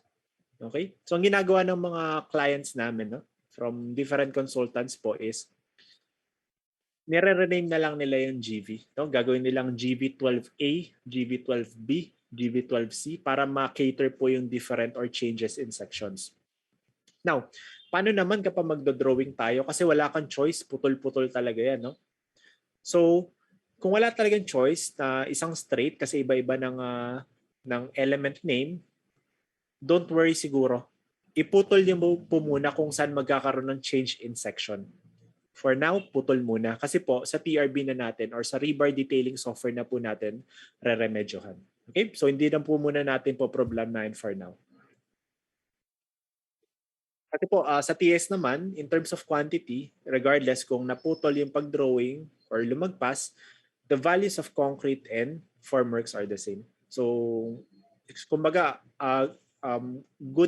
it's good to discuss na rin, of course, yung possibilities, yung good habit of drawing, just to prepare you guys if you want to learn our TRB software. Okay? Maraming salamat po. Thank you for that wonderful question. Ano po ulit pag nawala yung reference drawing? Okay, pag nawala po yung reference drawing, double-click nyo lang po yung drawing manager. Double-click nyo lang. Magpapakita po ulit yan. Or, kung hindi niyo po makita yung reference drawing, press press Z or Z sa inyong keyboard, no? Para po mag-hide and unhide. So baka nagtatago lang siya. Letter Z po sa keyboard. Okay, so yun lang po yung example natin on the manual way. Siguro po after you try modeling the beams, pakita ko na lang siguro ibang methods like three-point arc and then the rectangular way before we proceed in changing the elevations and doing the auto identification. Okay, so I'll just stand by here po. Maraming salamat.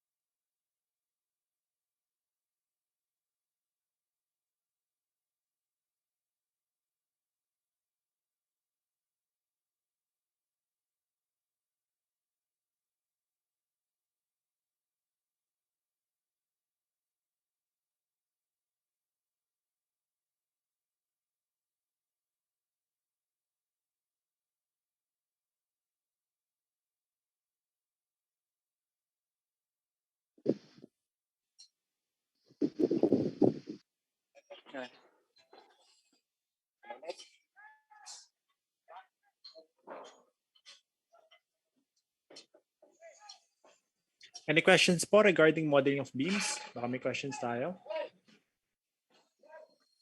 May CPD points po ba daw ba ito? Hindi ko po alam. I think pwede niyo po i-self-direct yung CPD points. Di po kami nag-apply for CPD points, no? Meron pong si PRC. Ang gagawin niyo is self-direct niyo po. Pag self-direct po kasi, parang ipapa-assess niyo yung course kung related dun sa profession nyo. Alam ko may bayad po ata, parang 500. Siguro i-confirm nyo na lang po sa PRC ano po yung requirements for self-direct CPD seminar po. Because we're not partnered po with other CPD providers kasi we're only giving free trainings. Libre lang po yung trainings namin. So on our end, kapag gagawin namin tong CPD directed, of course, iba yung process, no? And on our end siguro, baka maningil rin kami. But our only purpose here is to, of course, to give you an idea, no, on how to use the software, how to be a BIM literate, of course. Okay.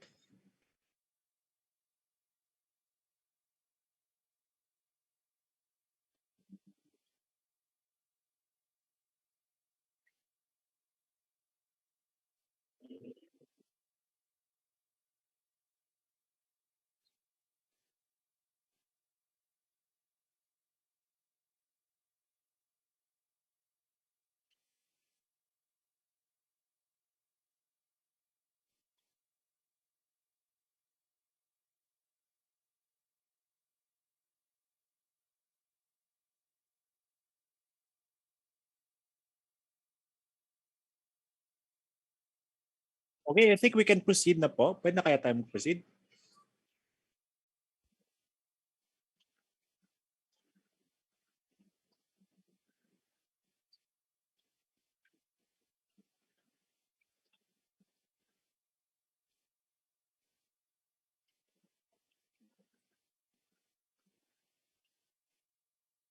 Okay, we can proceed na po, no? Let me just get back. Let's get back. Now, I will show you the other methods of modeling the beams. Pero, kumbaga, medyo straightforward lang siya. So, you don't have to do this. No? You don't have to do this.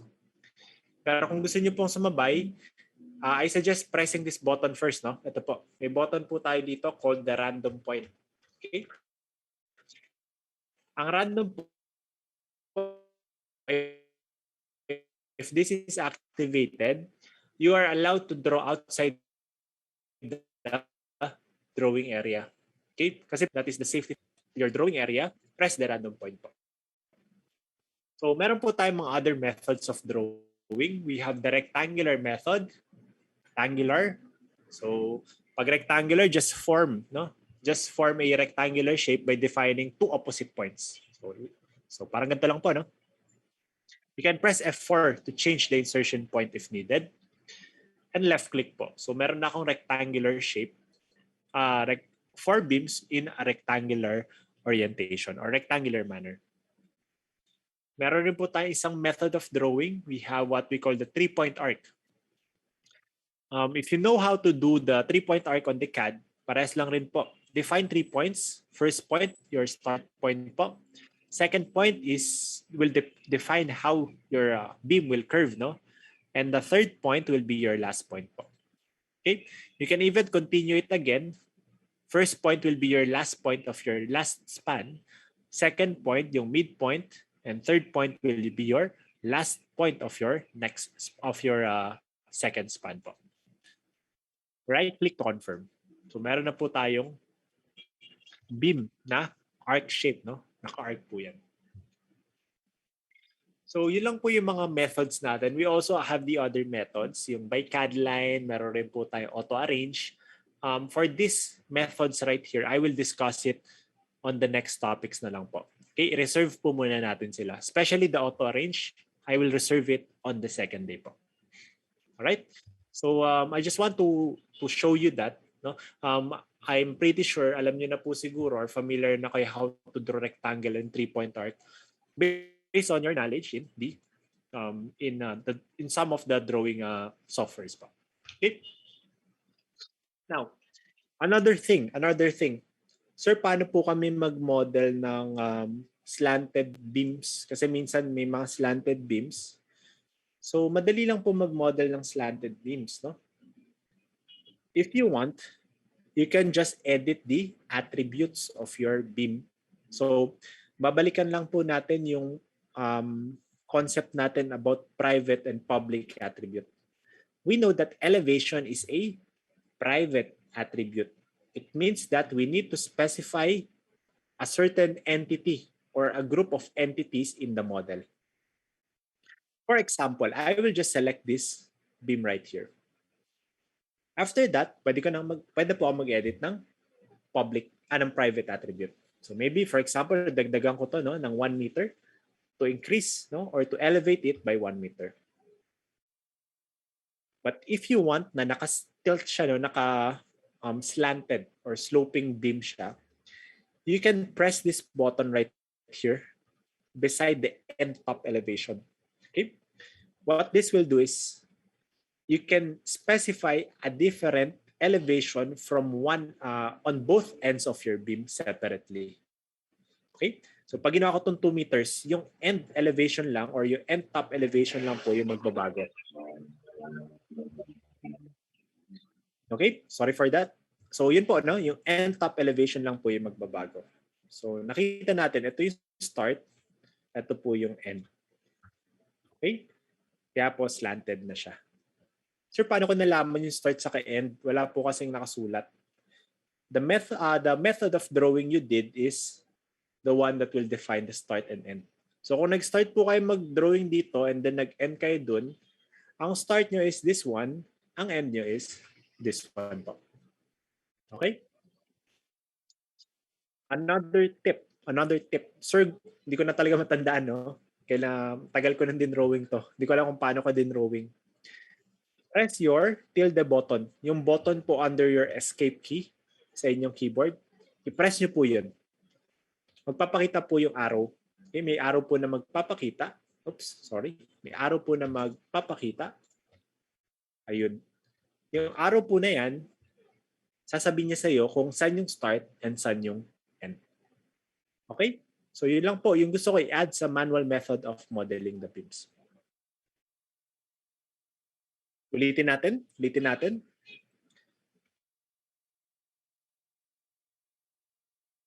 You want to edit the elevation, just select the beam and then put a value on the start top elevation. If the end top elevation is locked, automatic po, equal yan on end and start and end top elevation. But if you want to have a slanted beam, unlock your end top elevation and then change the value separately po. Para po mag-slant siya. Okay, so yung reference po na yan, always from the floor bottom elevation, no? So parang ganito yan. Ito yung isang metro na dinagdag natin. Ito rin naman yung isang metro na dinagdag natin. Ay, yung 2 metro na dinagdag natin. So, dyan po nanggaling yung mga values na tinype natin. Okay, so that's it po for our manual modeling of beams. Kumbaga parang review na rin po to ng private and public attributes. Before I proceed to the last part of our beams, so nakita niyo po, mabilis lang tayo mag-beams, no? Before I proceed to the auto-identification of the beams, maybe you have some questions, no, or clarifications regarding modeling po. Baka may naisip kayong situation or special requirements from your previous projects that you are wondering kung kaya po sa software. Feel free to chat lang po sa ating chat box.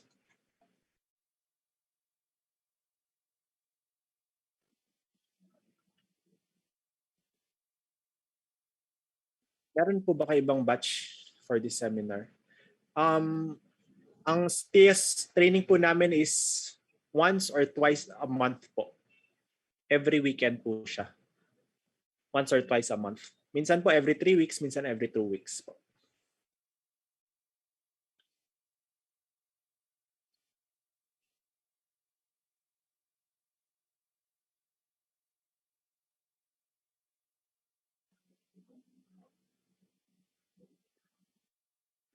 Nalalagyan po ba ng cellular openings yung beams? I'm not sure about the term cellular. You mean openings po ba? Like butas on the along the depth? Kasi kung ganun po, for now po, I'm sorry, hindi kaya ni beams, no? Hindi kaya ni beams. Wala po kasi kaming beam element na may butas. The only area we can punch a hole is for our slabs, no? Slabs and walls, the non-frame structures po. So kung meron kayong mga pipe chase, meron kayong mga nagpa-pass through sa beam depth, hindi po natin magagawa for the meantime. But we are looking forward pa na i-adapt yun kasi po dine-develop namin isang MEP software namin. So kung ma-introduce po namin yung mga openings, no? Yung mga pipe chase or no, not pipe chase. The tawag doon, parang stub outs, parang ganon. For sure po, on the next updates, pwede na rin tayo magbutas on beams. Wala pong problema. Siguro gawin na lang natin as allowance siguro yun. Although baka marami rin. Okay? Baka marami rin yung values na yun.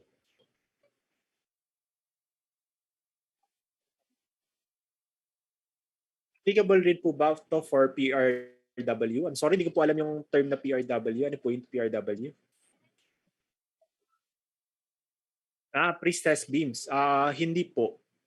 Actually, ang structure namin is more of a frame structure lang po tayo. Even sa TRB, the ACI code embedded on the software is frame structure. Hindi pa po namin na-develop yung pre-stressed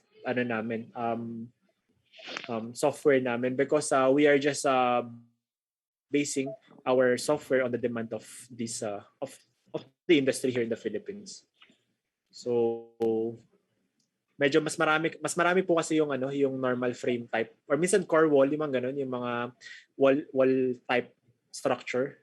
So yun po yung specialized namin.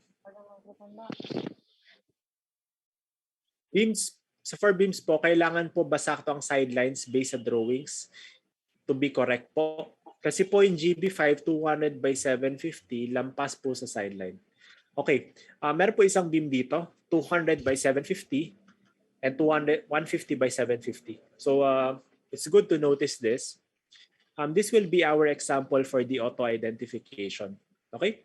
Si software po kasi pag nag-auto-identify, chine-check niya po yung scaling ng beam sidelines and also yung tag. Okay? Kapag nakita niya na hindi angkop po yung beam sideline dun sa tag, the software will prioritize kung ano po yung mas tama. The software will prioritize, for example, this is 150, this is 200, pero ang sideline po niya is measured at 150. So ipaprioritize niya po yung 150 as the size. But for example, ganun talaga yung intent nung designer. 200 talaga yung isa, tapos isa po talaga is 150. You might need to model it manually. So kung ako po yung gagawa niyan, gagawin ko lang siyang GV5A. Tapos gagawa po ako ng 200 by 750. So depende na po sa diskarte ng mga modeler. So I will show you, no? I will show you later on once we do the auto-identification. Okay? No problem po. So, I think we can proceed sa auto-identification na po, no? We can proceed sa auto-identification. So guys, I require you to delete all the beams first. Okay? Don't delete the columns, only the beams. So, if I highlight the whole area, ma-highlight po yung beams. Don't worry kung nadaanan po ng pag-highlight niyo yung columns, no? Huwag po kayo mag-alala kasi po si software, hindi niya i-allow po kayo mag-select. Oops. So hindi niya po kayo i-allow mag-select ng elements, no, or entities outside a certain element you are into. Okay? So kahit anong select ko, kahit anong highlight ko po diyan, hindi ko yan maseselect. Kahit yung column, hindi ko po yan maseselect because that's the safety feature of the software. Only the beams, no, ang pwede nyong i-select. Press delete sa keyboard and on the element list, delete also the beams. So we will start fresh. Start po tayo ng fresh.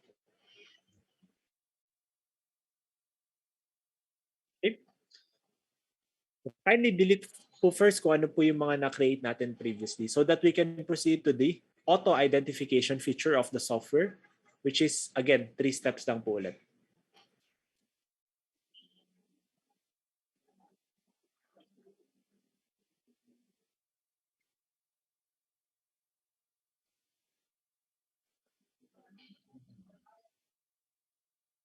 Now, if you go to identify, tapos pag tingin nyo po sa dulo, instead of 3 steps, there are 4 steps. Okay? Yung last step po, this is the new feature of the software.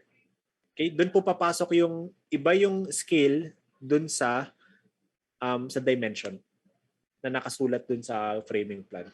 Okay? Doon po papasok tong identification check. But I will disregard this first. I will proceed to the 3 main identification steps. So familiar na po kayo dito, no? Ulitin ko lang po.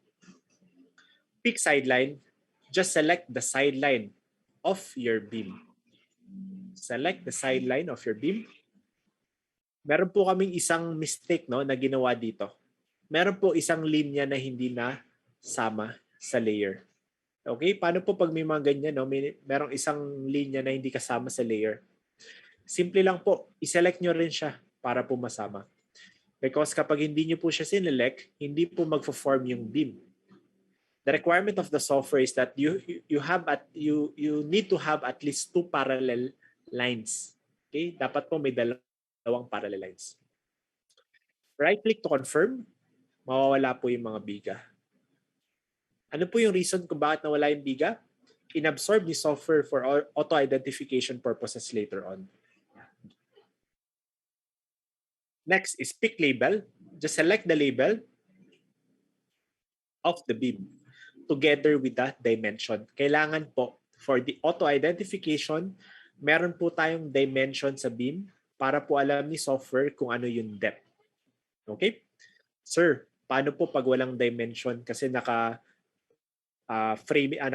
schedule kami. Usually tag lang po. I will discuss to you later on kung ano po yung mangyayari. Okay? But for now, we need to select the beam tag and the dimension para alam po ni software yung gagamitin niyang depth. Right-click to confirm. Okay? Lastly, check before auto-identification. Para po wala tayong unnamed beam, no? Or wala po tayong pagkakamali, check if the auto-identification is successful. Go to pick layer and go to original layer. Okay? So nakita niyo po, meron na tayong beam sidelines and beam label. Everything is correct. Okay? Sir, question, no? Meron ako ditong maling linya. Okay? Baka po ata ma-identify to ni software.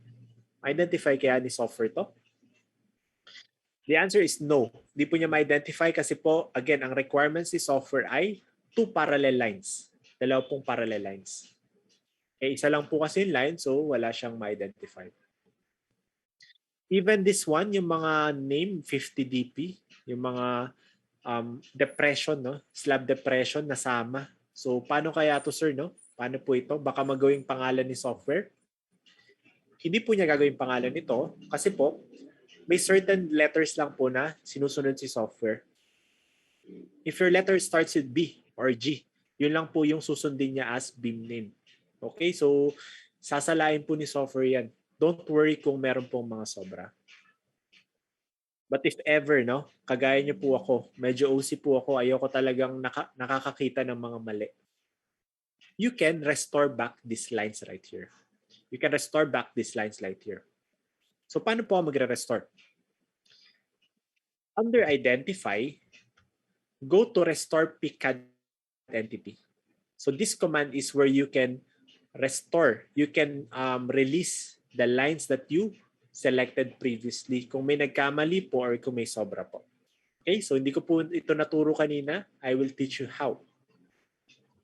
Restore Pca Entity and instead of select by layer, please use free select.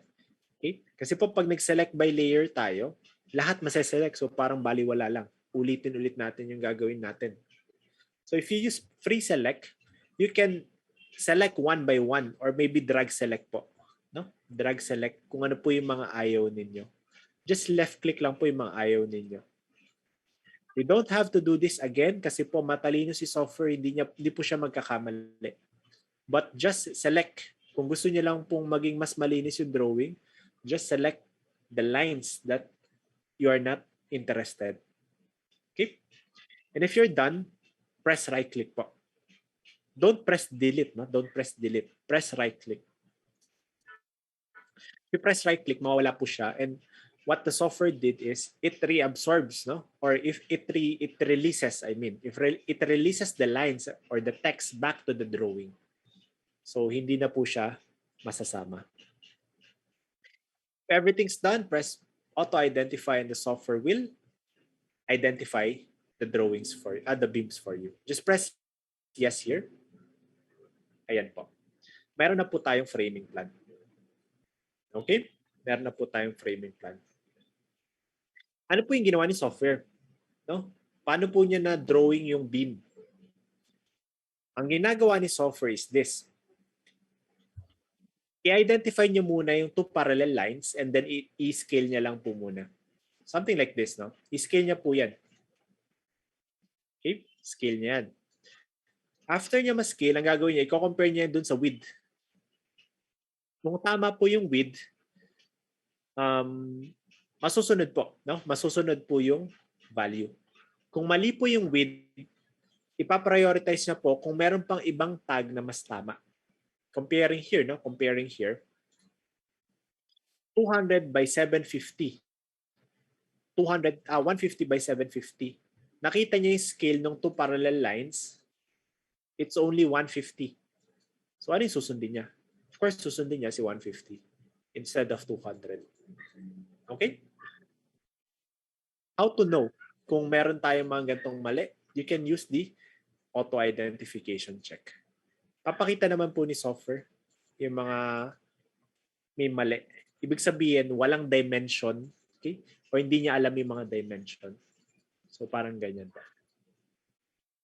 Alright, so yun lang po yung process ng auto-identification natin. I've discussed a lot, no? Medyo napahaba po ako. I forgot to give you time to do the identification as well. So before I give you time, ulitin ko lang po yung process ng mas mabilis para po ma-refresh kayo. Ando ko lang po ulit lahat.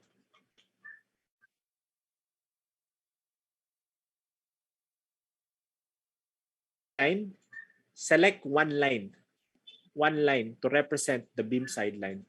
Make sure that you are on the select layer. One line. If there are lines that are forgotten by the software, reselect it again. Right-click to confirm. Pick label. Select the label with the dimension. Right-click to confirm. Press auto identify kung tama po. Pero kung may mali, go to pick layer and check first kung ano po yung mga gusto nyong tanggalin. If you want to remove something, restore Pca Entity and drag select or left click on the lines, no, or text you don't want to select. Make sure that you are on the free select mode po. Okay? Ulit. Free select mode. Free select mode. Select the lines that you don't want po. And then right-click to confirm. What the software will do is it will release the lines or text back to the drawing. If everything's complete, press auto-identify, and yes, the software will model all the beams for you based on the tags, the dimensions, and the scaling of the drawing. Alright, so yun lang po yung discussion natin about beams. I will wait for you guys to do the auto-identification as well. Kung may question po tayo, please feel free to chat me in our chat box. And then after this po, I will just discuss yung mga assumptions ni software in terms of auto-identification, and we will have a break po. So siguro mag-break po muna tayo ng 15 minutes before proceeding to slab and stairs. Okay, so yun lang po. Maraming salamat po.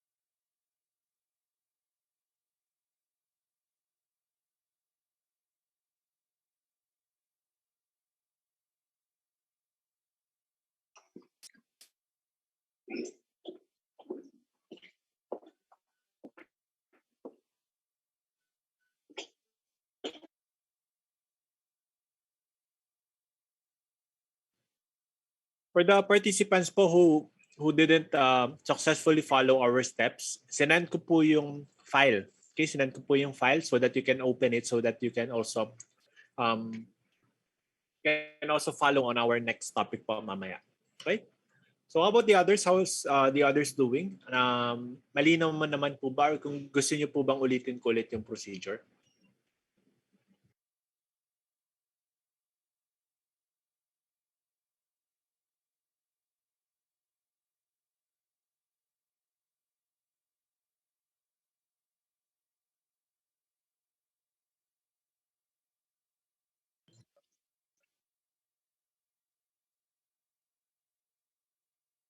Okay?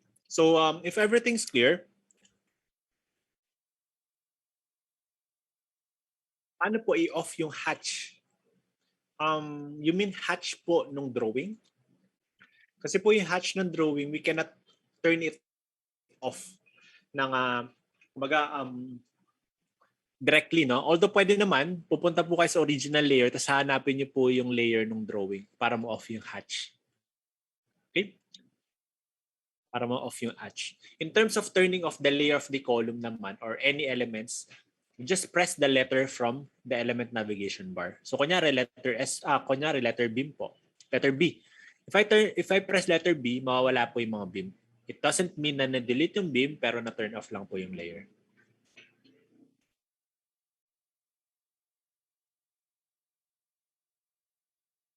So before we take our break, may i-discuss lang po ako sa inyo. Final note, no? Final note for the auto identification.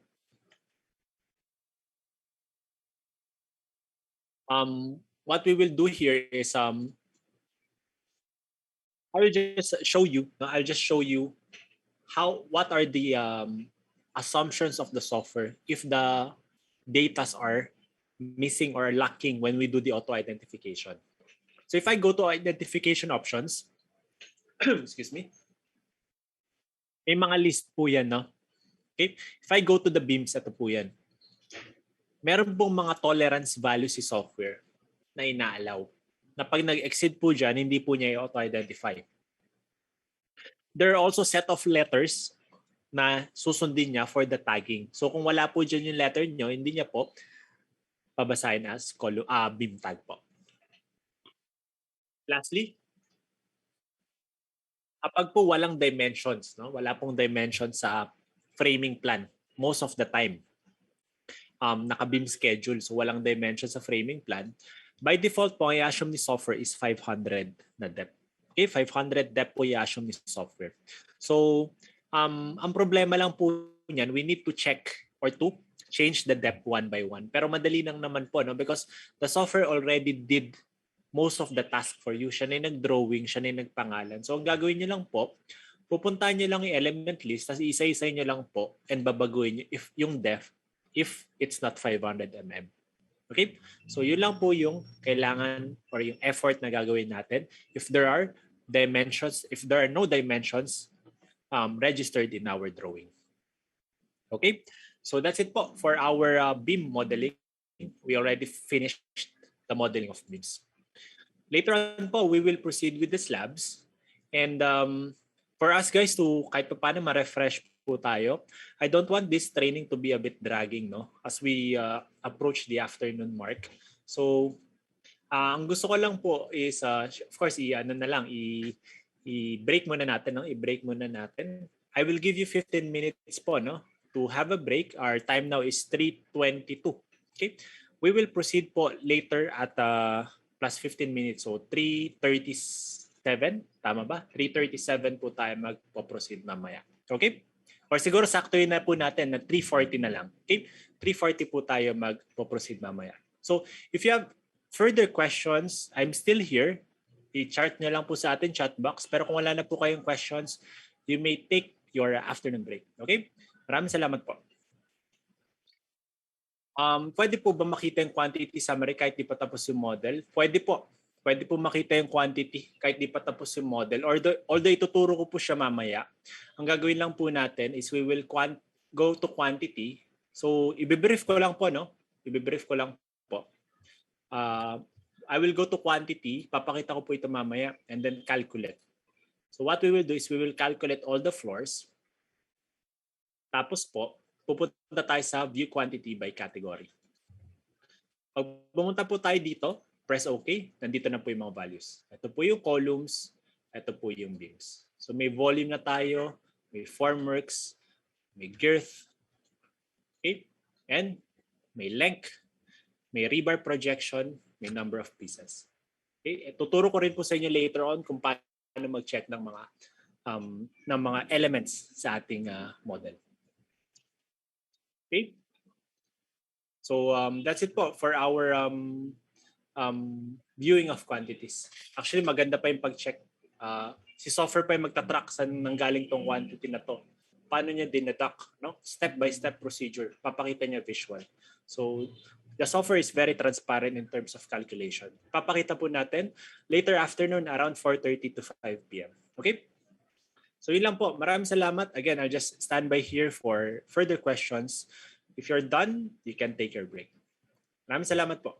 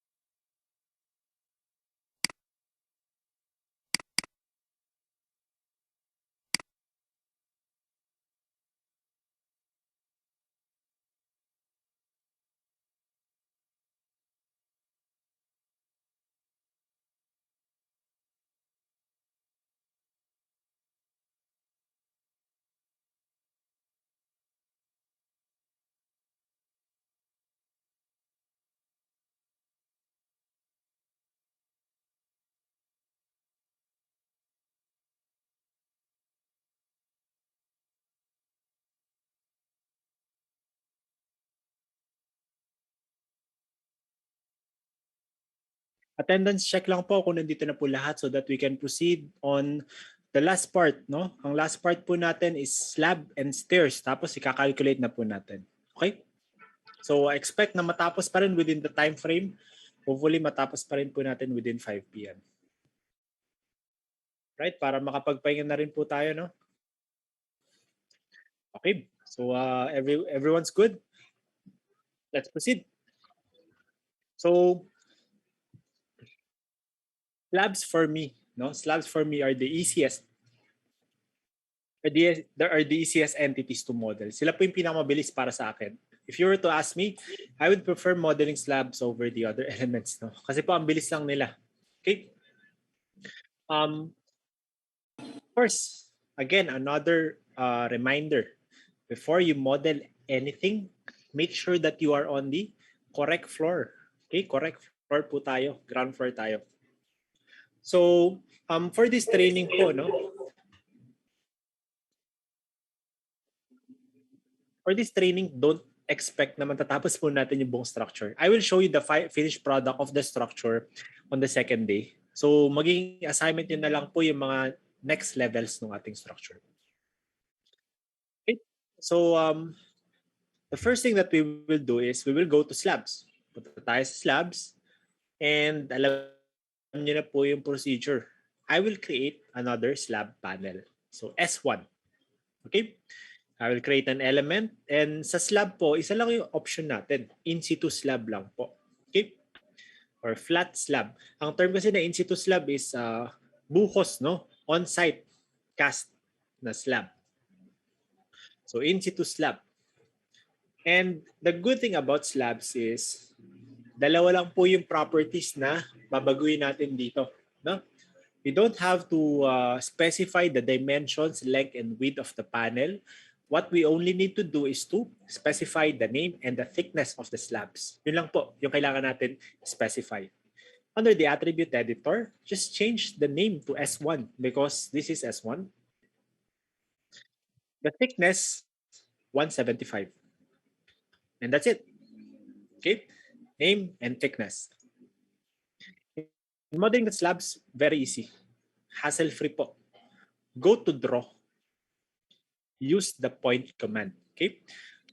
If you have an element or entity that is area-based, most of the commands in our software can be used. Most of the drawing commands can be used. Kapag point element po kasi, like columns, point lang po yung gagamitin natin. Likewise, kapag linear element po, like beams, anything that is line-based lang po ang pwede nating gamitin. But here in slabs, we can use almost anything, except yung auto-arrange, which I haven't discussed. Sa second day ko pa po ito i-discuss. So if point po ang ginamit natin, just left-click on an enclosed area. Okay? So automatic the slab will, that hollow area will be filled with slab. Okay? Left-click. May slab na po ako. Okay? Left-click lang on an enclosed area. Kapag open area, I will show you other steps. Meron pa po tayo ibang methods. Ulitin ko lang po. Create a slab element. This time, I will name this as S2 with the thickness of 150 mm. Left-click on an enclosed area. Left-click, left-click, left-click. Okay? Ganun lang po kadali. If you find an enclosed area, just left-click, and if you fill up na po ni software ng slab. Now, kung hindi po enclosed yung area, sasabihan naman tayo ni software. Okay? Say for example, magpindot ako dito sa labas, hindi po enclosed ito. Sasabihan naman tayo ni software. The area to draw entities by point is not enclosed. Please adjust it to be an enclosed area first and then try again. Okay? So sasabihan po tayo ni software. The good thing about this as well, kapag po tinry natin, okay? Pag tinry natin mag-drawing on an enclosed area, pero hindi partially enclosed po siya. I will show you. For example, lalagyan ko po ito ng slab. Okay? But sasadyain ko po na yung beam dito, bitin. Bitin, something like that. Okay? Ano kaya yung mangyayari? Bitin yung beam. Maglalagay ako ng slab. If I press this, left-click, si software na yung bahala mag-check ng gaps. Si software na po yung mag-identify. Ayun, nakita niya may gap dito. Bago ako mag-proceed, gusto mo ba isara ko muna? Okay? Kung gusto niyo po ipasara, just press extend and then do again. Okay? So parang si software na po, kay software na po yung effort for checking the gaps if you are doing the point command. Okay? So ulitin lang natin. Last procedure or last example, in situ slab, edit the name, S3, thickness to 125. Now, in this basic training po guys, I didn't touch the other attributes. Okay? Kayo po bahala, gusto niyo palitan, gusto niyo pong gawin pong ground slab instead of suspended slab, pwede rin po, Kung gusto niyo pong palitan yung concrete grade, pwede rin po. But the reason why we changed other attributes like this is if we want to classify it accordingly. Okay, kung gusto niyo po may classification according to slab category or concrete grade, you may change this. But if you think that the name is enough, the slab name is enough and the thickness is enough, you don't have to change all the attributes. Okay? Hindi nyo na po kailangan palitan yung mga attributes. So let me just continue. Point command and then just snap lang po. Okay? This one, ito po, walang tag, I-assume ko na lang na S3 siya. And that's it. Meron na po akong slab panels. Napakadali. Okay? So kindly do that first. Use the point command to model all the slab panels. Siguro kahit ilahat nyo po, madali lang naman. You can just click and click lang po hanggang sa ma-fill up yung buong framing plan natin. And then afterwards po, tuturuan ko kayo mamaya kung paano gumamit ng ibang drawing procedure. Okay? So yun lang po. Maraming salamat. If you have questions, feel free to chat me in our chat box for me to answer po. Okay? Good luck. Thank you.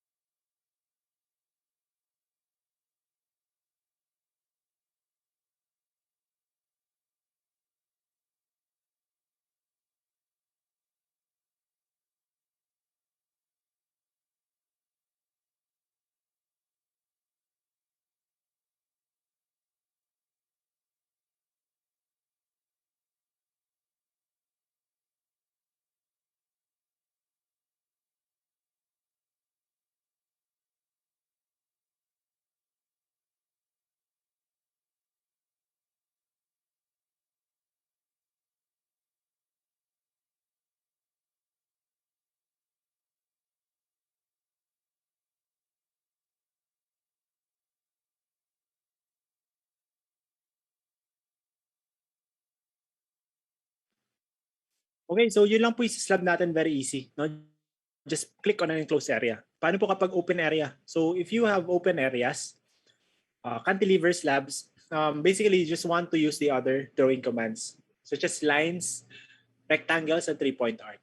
Okay, so kung line naman, very basic, just trace the edges of your slab panel. Okay, trace nyo lang po. Right-click to confirm. Okay? Kung rectangle naman, just trace two opposite edges of your rectangle. Alright? Ayusin ko lang po ito no, by pulling the points. And lastly, kung 3-point arc, same procedure. Specify the first point, the mid, and the last point po. Right-click to confirm. Every time you want to close an area, right-click to confirm po. So yun po yung mga other drawing procedures natin. I won't be letting you draw it, no? Or try it kasi po, again, it's straightforward. Pwede niyo po siyang subukan outside the training.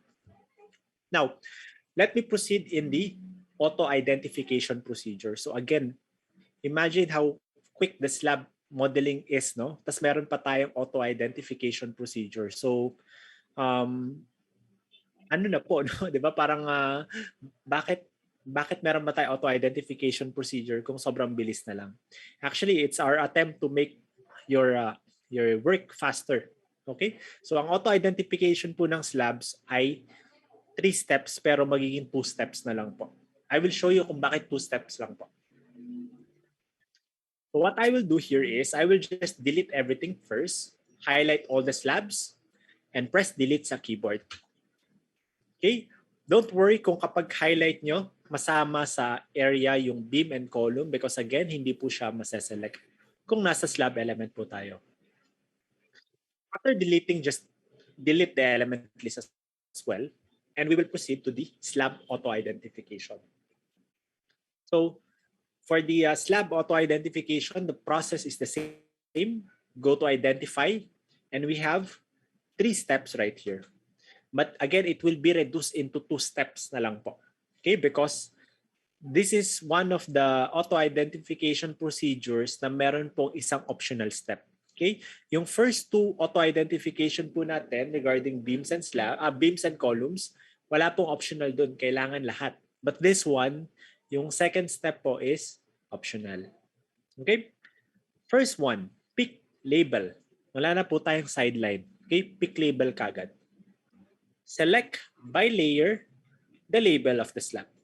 Make sure that meron pong thickness, no? Kasi doon po i-ano ni software, i-relate ni software yung assumption niya. Kung wala po kasi thickness, automatic 125 yan lahat. Okay? Right-click to confirm. The second step is pick slab opening line. Okay? Baka po may sideline yung slab opening, no? Baka po may mga butas tayo on pipe chase. You may pick them, no? Kung may butas. But since wala po tayong butas on our project, I will just skip this and automatically go to identify slab. Okay? If you want, you can just check kung tama yung pagkakaselect, but most probably naman po, tama. Kasi po, tag lang naman yung sinelect natin. So I will press identify slab. Now, in slab identifications, you need to understand this. Okay? You need to understand this. Number 1, ang slab identification, umaasa po yan sa enclosed area only. Wala po tayong areas na, kumbaga wala po tayong auto-identification if the area is not enclosed. Okay? Wala po tayong auto-identification if the area is not enclosed. Now, yung enclosure po ng slabs natin, it will depend on what we call the slab supports. Okay? Nakadepende po yan sa slab supports. Kung sinelect po natin yung mga slab supports natin, for example, concrete, frame, and non-frame beam, ibig sabihin po, kapag nakadetect si software ng mga ganitong parameters, okay, yung mga ganitong parameters, yung mga ganitong supports, i-assume niya po ito as enclosure. Okay?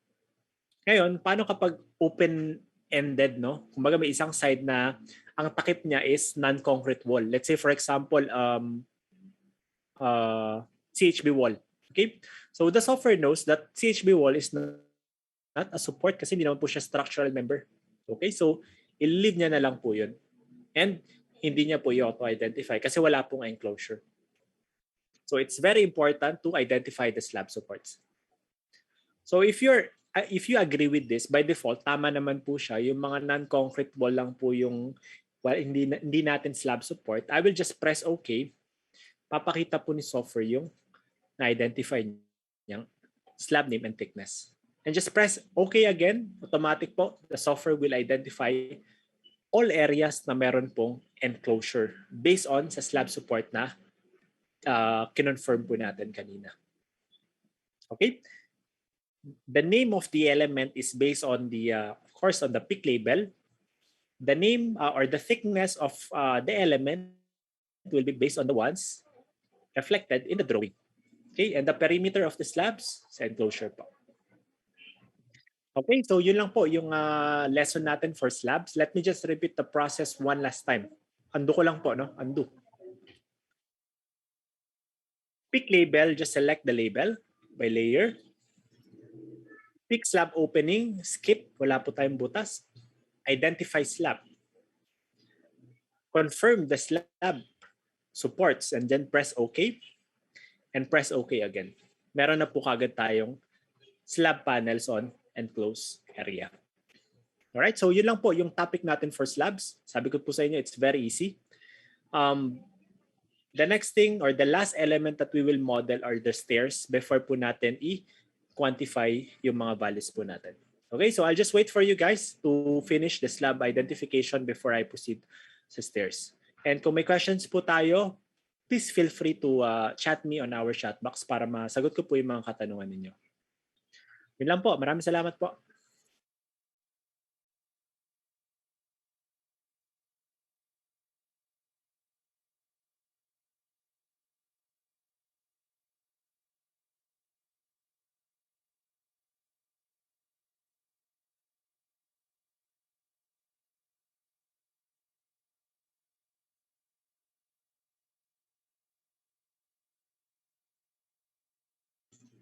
I'm sorry sir, pero hindi po ito pwedeng import sa AutoCAD. Kasi po hindi po nagbabasa si CAD, AutoCAD software ng TAS file. Okay? So ang exportation lang po natin ng model mismo is via picture. Kung gusto niyo po ipakita or present. If you want to view the model po, dito po dapat sa Cubicost software. Kasi hindi po namin partner si Autodesk. So yun po.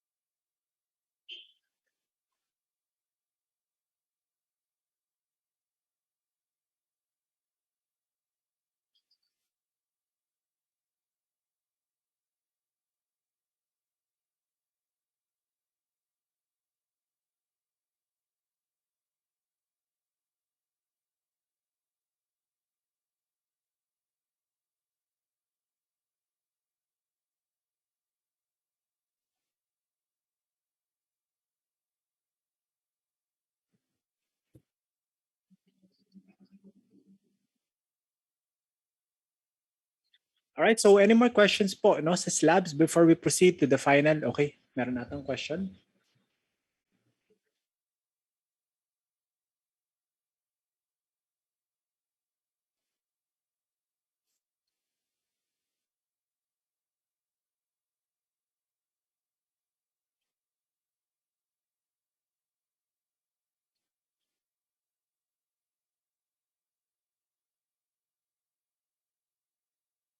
Okay, kung meron daw mga unlabeled slabs, okay, you notice here po meron tayong unlabeled slabs. So, this is where the software parang takes over, no? Siya na po yung nag-assign. Basta may enclosure, tapos walang pangalan unlabeled slab yung gagawin niya. Automatic 120 po yan. Ang gagawin niyo is this, no? Select the unlabeled slab, no? Hold yung Alt while selecting the unlabeled slab, I mean. Hold Alt. I-highlight niya po lahat yan. Okay? Para ma-identify natin quickly saan nanggaling tong unlabeled slab na to. That's the time you can change it, if ever. Gusto niyo palitan, gawin tong S1 or S2. Enter. Ayun po. So, kumbaga, napalitan natin yung association ng mga unlabeled slab po. So, by default, para nag-assume muna si software. Pero kung kailangan natin palitan, of course, we need to change it po. Okay, wala pong problema. Now, let me just proceed to the final topic. Okay, malapit na po tayo matapos for this day. Alam kong pagod na po kayo, so let me just proceed to the final topic. Tapos i-calculate na po natin. Staircase. Staircase is our final topic. So I will show you how to model stairs. Okay? Now, just to remind you, no, yung modeling po ng stairs, it's a bit challenging. Okay? In terms of the actual snapping of the stair. Medyo challenging po siya, kahit ako rin po nahirapan ako dati. Okay? So, I will do it step by step, no? I will do it step by step. Tapos po, you will follow with me. Okay? You will follow with me para po sabay-sabay tayong or sabay-sabay nating nabubuo yung mga staircase. Now, if you double-click the ground floor, okay? Ito po yung itsura ng ground floor, no? Kindly check the pick layer and original layer just to show all the layers present in our ground floor page. And then I want to model this staircase right here. Ito pong stairs na to. Actually, the stairs is composed of 3 flights. First, second, and third. Okay? Going to the second floor. Okay, papunta po sa second floor. Ngayon, what I will do is I will go to staircase and I will select the first element, staircase element. Now, go to the element list and we have 2 methods of staircase. We have the custom and we have the parametric staircase. Way back 2018, no, yung unang gamit ko po ng software, wala pa pong custom staircase, only parametric staircase. And this method is a bit, actually mas mahirap siya, no? Not in a sense na sa pagdodrawing, but more on the quantities or the dimensions being accurate. Okay? Ano po ba ibig sabihin na itong parametric staircase? Papakita ko lang po ito because we won't be using this.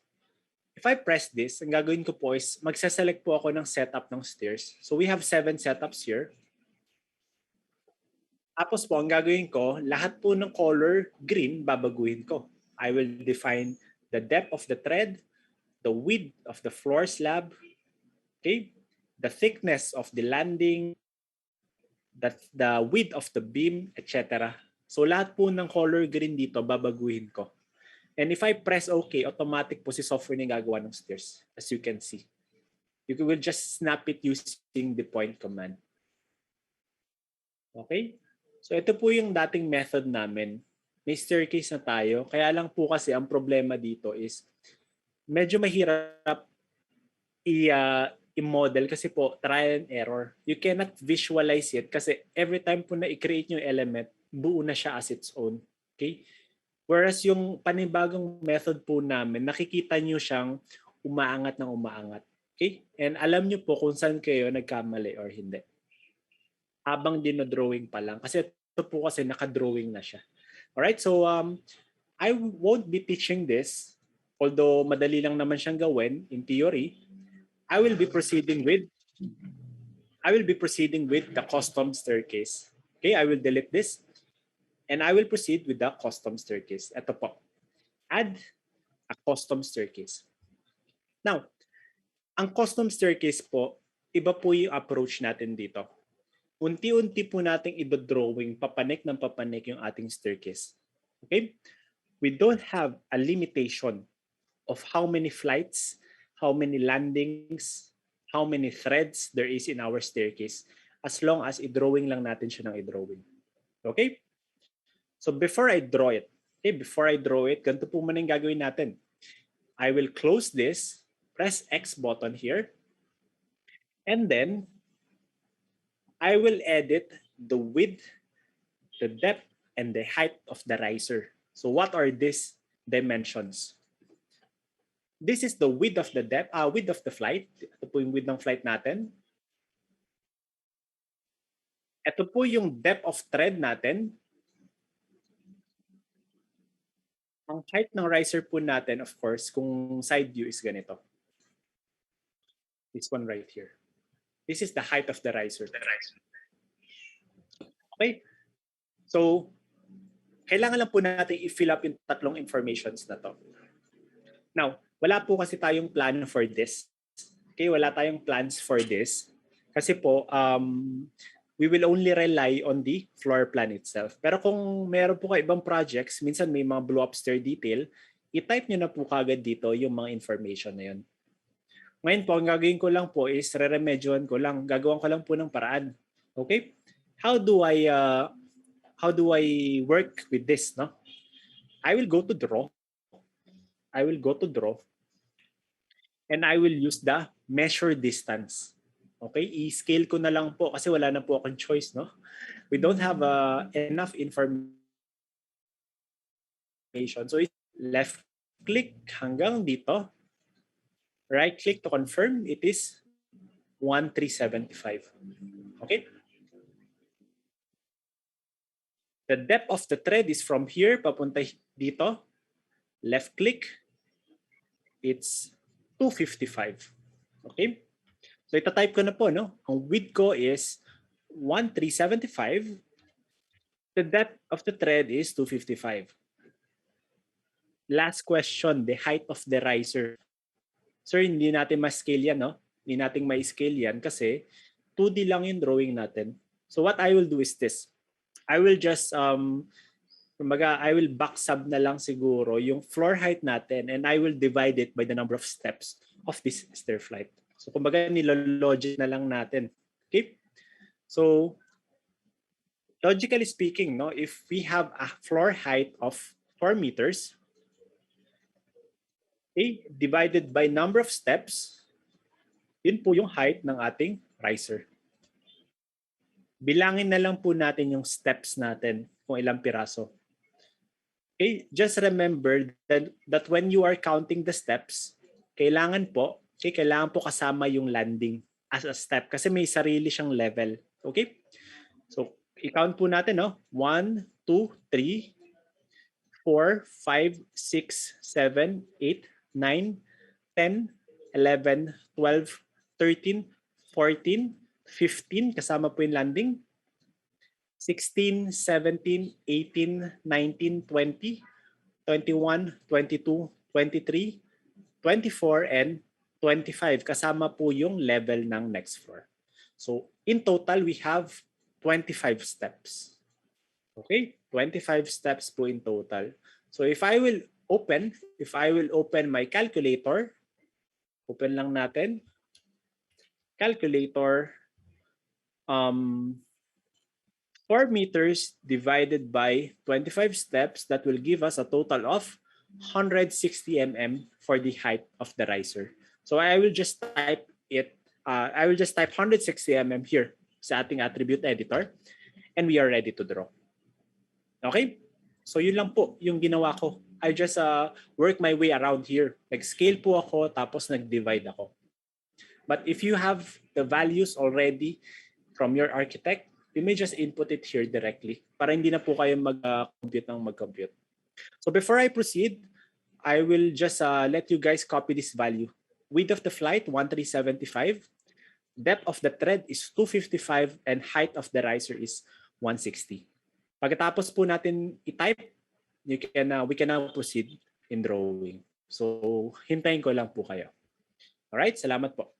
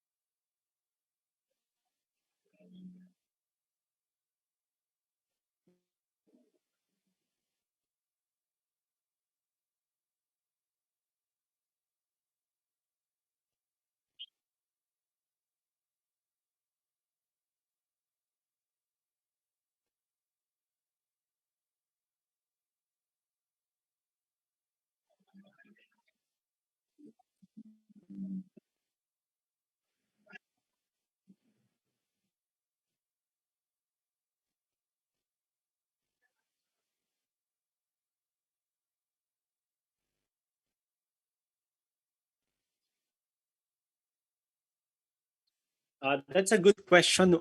What if daw nag-iba yung width of flight sa next landing? Actually, pag ganyan po, no? Ang method po kasi ng modeling natin is kung pare-pares po yung width, yung depth, and yung height ng riser, at each landing, pwede po natin ituloy-tuloy yung model niyan, tuloy-tuloy. Pero kung iba po yung width on the next flight, kailangan po nating i-chop suey, no? Putol-putol po. Kailangan iba-iba yung ating staircase element. Okay? So gagawin ko lang is I will add another element na staircase. Tapos po, i-introduce po ako ng ibang width, depth, and height of riser. So yun po yung workaround natin. But since basic lang po muna tayo, we will just show you paano kapag pare-parehas po. Okay, so kung pare-parehas, we can now proceed in modeling. Pwede na po tayo mag-model. Custom staircase is a line element.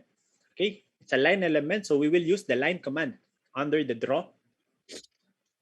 Tapos po, ang gagawin natin is this.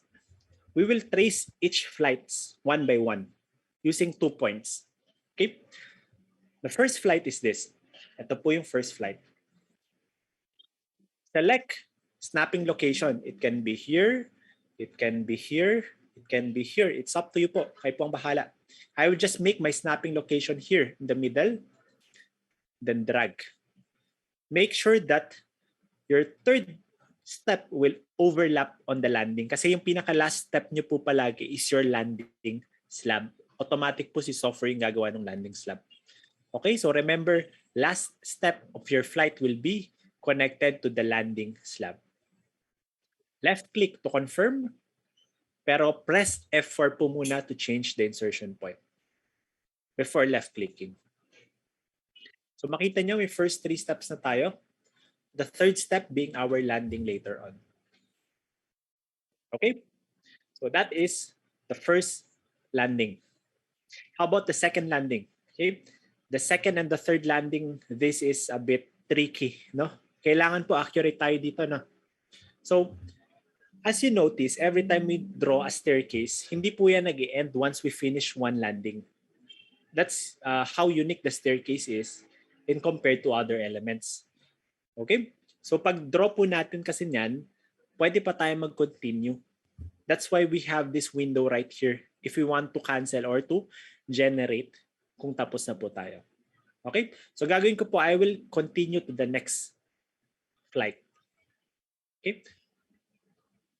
The next flight will start here in the middle of your beam. Okay? Hindi po dito, no? Hindi po dito. Hindi po dito.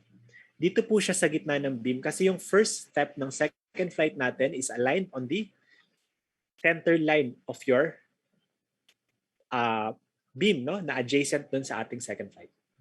So dito po tayo mag-snap, no? Dito tayo mag-snap. Then drag. Nakita niyo po, gumagawa po si software ng slab panel here. Automatic po kasi yung landing sa ating software. Now, This is a bit tricky. Okay, this is a bit tricky. Yung second snapping point po natin. Kailangan po pag nag-snap tayo, hindi po tagilid, no? Hindi tagilid. Okay? Kailangan po, ano yan, straight na straight. Okay, kasi po kapag tagilid yan, tas nag-overlap on the third flight, mag-error po si software. Okay? Dapat straight na straight siya. Something like this. Left click. So this is my second flight. You notice that the software automatically generates the landing. Let's proceed to the final flight. Saan po mag-snap? It can be here. Meron pong snapping sa gitna. It can be here sa end. Kayo po ang bahala. I will snap in the middle of my third flight, dragging up to step 25. Okay, hanggang dito po sa step 25. Just make sure na hindi po tagilid. Again, no? Pag tagilid po, ito po mangyayari. It is drawn incorrectly. Ayaw po ni software nag-overlap. Okay? So kailangan po hindi siya mag-overlap, no? Hindi siya mag-overlap. Diretso po, as in parallel silang dalawa. So meron na po akong staircase. If everything is done, press check. Press check. Mag-activate na po yung mga railings and beam landing, which we can edit later. So edit ko po yan mamaya. But for now, let's just model the flights first. Okay, so yun lang po yung pag-model ng staircase. We need to be a bit, kumbaga mas accurate tayo in modeling it, especially the alignment of your points. Kasi po, dun po nagiging critical, no? Yung pag-draw ng ating staircase. Siguro ulitin ko lang po ulit, one last time, undo ko lang. Line command. First flight, snap here. Drag up to third step. F4 to change insertion point and left click. Second snapping point in the middle of the beam, somewhere here. Drag up to step 15. Okay? Yan. Make sure that you are perpendicular, no? Perpendicular or kumbaga nasa right angle po kayo. Kasi pag tumagilid to, mamaya mag-overlap po yan. Mamamali tayo. What you can also do is activate the orthogonal kung nagkakamali kayo. Activate niyo po ito. Finally, third flight, somewhere here, up to step 25. Once you're done, you can view the 3D and press check. The software will activate the staircase. Activate po yan in software. All right, so that's it for our staircase modeling. We will further edit the railings and the beams later on po kapag na-model nyo siya successful. So I'll just wait for you guys kung meron po kayong katanungan or nalilito kayo, no? Kung hindi niyo po magawa, wala pong problema, no? Please tell me para po makapag-remote connect ako. It's very natural sa mga first-time users na hindi po nila magawa. So wag po kayo mahiya. Okay? So I'll just stand by here if you need help. Okay, maraming salamat po.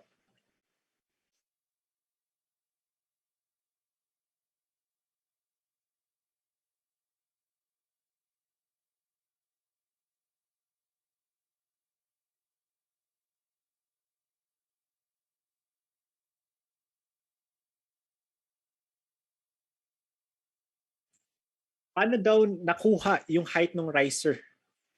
Okay, paano daw nakuha yung height ng riser? Again, inano ko po ito, no? Minanual ko ito. We know that, kunyari, ground floor. Tapos, first floor. If you want na sumakto, kunyari, ito yung steps natin, no? If you want na sumakto yung height natin, yung flight natin from ground to first floor, kailangan natin alamin yung height nilang dalawa or yung difference in elevation. That is 4 meters.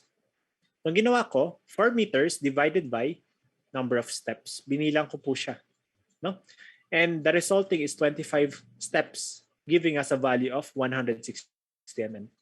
So kumbaga, parang work around lang po ito, no? Because obviously, if you have your architectural plans, ang gagawin nyo na lang is, kokopyahin nyo na lang po. Yung kung ano yung nandun. Usually, nandun naman sa designer. Okay? Kung gaano kataas. 130, 140, 150, etc. po. Okay, so I hope that answers your question. May spiral din po ba? Spiral staircase. Meron na rin po tayong spiral staircase. I will show you here. Dito po, yung spiral staircase. Ipapakita ko lang po sa inyo. No need to repeat with me. Left-click on the spiral flight. Create a spiral flight. All the informations are listed here. Okay? The height, total height of stairs po ito, no? 3,000. The width of flight, the height of riser, the width of slab, ibig sabihin gano'ng kalapad, no? And the inner radius. Okay, inner radius po. Ito po yung from the center line hanggang dun po sa inner side of your stairs. The rotation angle, 90 degrees, parang ganito lang po yan. 180, ganito. 270, and then 360. Okay, so sampulan ko paano pag 360, no? 360. So pag 360 ko to, 360. Ayan po yung stairs natin. Point command lang siya. So parang ganyan po. So pwede po tayo mag-edit, no? Or pwede natin i-connect to from one floor to another. Ang gagawin nyo lang po is ikakopy nyo lang po ito ng sunod-sunod para tuloy-tuloy po yung stair flight natin. Okay? So yung for copying elements from one floor to the other, kung may time po tayo later on, i-discuss po natin. Actually, di-discuss ko na lang po siguro after this staircase modeling kasi po marami naman po tayong time. Ano po ulit yung railings? Hindi ko pa po na-discuss yung railings. So siguro po, hintayin muna natin iba to finish. So guys, kung tapos na po kayo, kahit thumbs up lang po for us to proceed. Tapos ituturo ko po yung railings.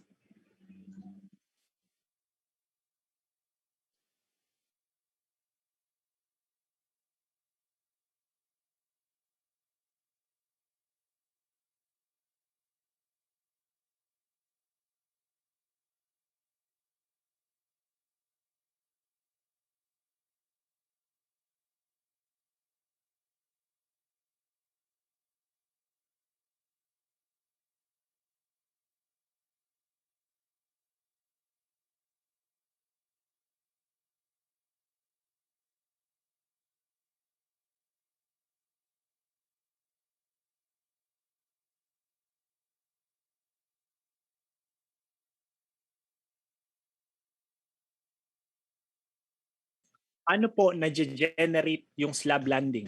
Automatic po yan, no? Mag-generate po siya. I'll show you, no?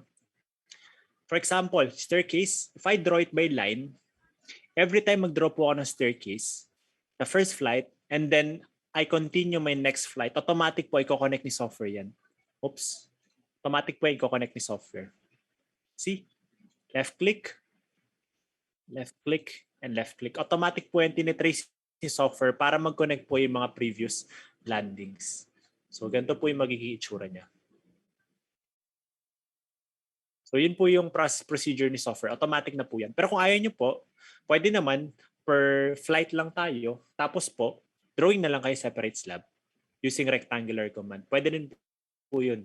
Tapos i-elevate nyo na lang using the private attribute. Okay, wala pong problema.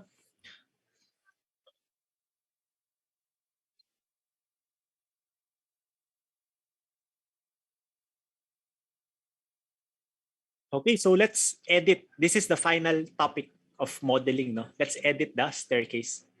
Madali lang po mag-edit, no? Madali lang mag-edit. Under the element list, punta lang po tayo dito sa staircase layout. Kita nyo po. Ang gagawin lang natin is this, no? I will press this image button right here. Kita nyo po ito. Left-click lang natin.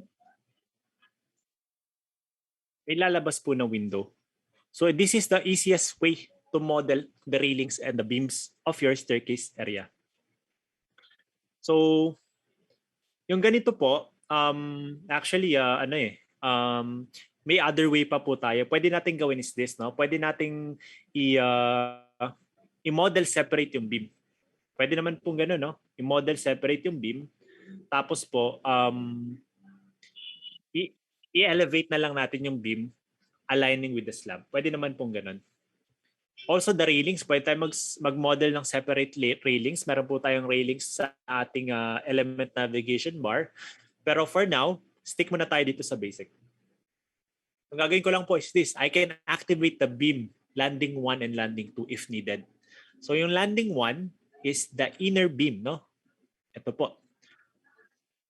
The landing 2 is the outer beam. Okay? Pwede nyo po i-activate yan. This is only applicable on parallel staircase. Pero kung perpendicular po yan, yung letter L, hindi niya po ma-generate yung beam. So you might need to do it manually po. So yung manual, again, draw the beam and elevate it. Next, railing. You can activate the railings if you want. So punta tayo dito.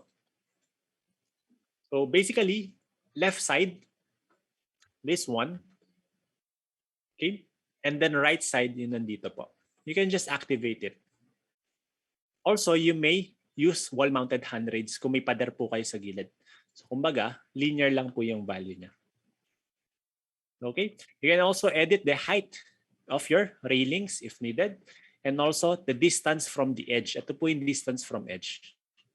Ito po siya. And then just press OK.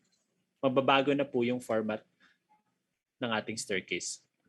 Again, hindi po kaya ni software mag-generate ng beam kapag po perpendicular.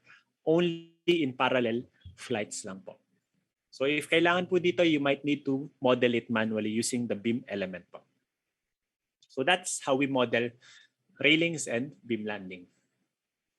Lastly, sir, gusto kong i-extend yung slab. Bitin po kasi yung slab. Gusto ko siyang i-extend hanggang dito sa dulo. Okay, this is the last part of our staircase. If you want to extend it, punta lang po kayo sa, one moment. Punta lang po kayo sa draw and then edit custom staircase. See this? Tapos select nyo lang po yung stair. Tapos po, batakin nyo yung stair. No? Batakin nyo po ito. Batakin nyo siya. And then press check. Automatic po, susunod lahat. See? Susunod po siya lahat. Okay, again, draw, edit custom staircase, select the stairs, select the panel, tas batakin nyo po if needed. Alright, so yun lang po yung ating lessons for staircase. Actually, we are done with all the modeling procedures. We are ready to calculate. But before I do that, siguro po, mag-Q&A po muna tayo. Baka may questions kayo or clarifications regarding sa lahat po ng minodel natin ngayong araw. Okay, so I'll just check my chat box. Meron po atong chat. Paano pag may mid-rail? Paano pong mid-rail? I'm sorry, I'm not familiar with the mid-rail. May railing sa gitna. Tama po ba? Mid-rail. Ang railing po kasi natin is only hanggang saan po ibabanat yung stair slab. Ako po, in-extend ko lang siya hanggang surface ng column. Dito, outer surface. So kayo po bahala. So you can use the edit custom staircase. Tapos po, select the panel and then i-drag nyo na lang po. You can extend up to here or even sa ganyan na sa biga. And then press check po. Okay, so also, paano kapag may other railings? No? For example lang po, may mga other railings. Because the software can only cover yung railings po nung ends, no? Or yung gilid po ng ating staircase. So you can go to others, tas model nyo na lang po yung railings. Meron pong railing dito. Okay, so railing, tas drawing nyo lang po. You can draw your own railing. So ayan po siya. Tapos po, ang gagawin nyo, select nyo po yung railing. Tapos po, edit nyo na lang elevation. So if you're familiar with the editing of elevation, i-unchain nyo lang to. Tapos, put a value para po mag-slant siya. Just like beams. Okay, so yun po yung pag-manual ng railings natin. Ito lang po yung mga ibang questions. How about po yung ramp for PWD? Paano daw maggumawa ng ramp sa PWD? So under the slabs, kunyari gagawa ko ng ramp, no? Under the slab, gagawa po ako ng in situ slab. Tapos po, idodrawing ko muna flat yung in situ slab. For example, ramp ko is rectangular lang po, straight ramp. Okay? Tapos po, ang gagawin ko is this, no? I will use the sloping command under the draw. Sloping. Defined by 3 points. Defined by 3 points. Ang gagawin ko po is this. Isa-select ko po yung beam, ay yung slab, tapos po i-edit ko po yung elevation niya per edge. Okay, so kunyari ito mas mataas ng 1 meter. Mataas ng 1 meter. Mataas ng 1 meter. Tapos ito is flat 0 lang. Mapapansin nyo po, nakaslant yung slab natin. So in a way, kapag pinagduktong-dukto nyo po ito, pwede nating gawing PW ramp. Okay, so ganun lang. Gagawin nyo lang is the drawing nyo lang yung pathway ng ramp. It's up to you kung gaano po ano po yung shape. No? For example, from here, ganito yung ramp natin for example. No?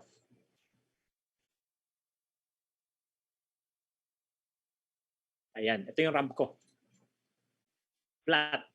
And then same procedure. Draw, set a ramp. Tapos, select the ramp. Tapos, guhitan nyo po yung midpoint. No? Yung midpoint niya. Kasi dito po kasi magbe-base yung sloping ng software. Okay, tapos lagay nyo lang yung height per midpoint. So 0, 0.5, 1, 1.5.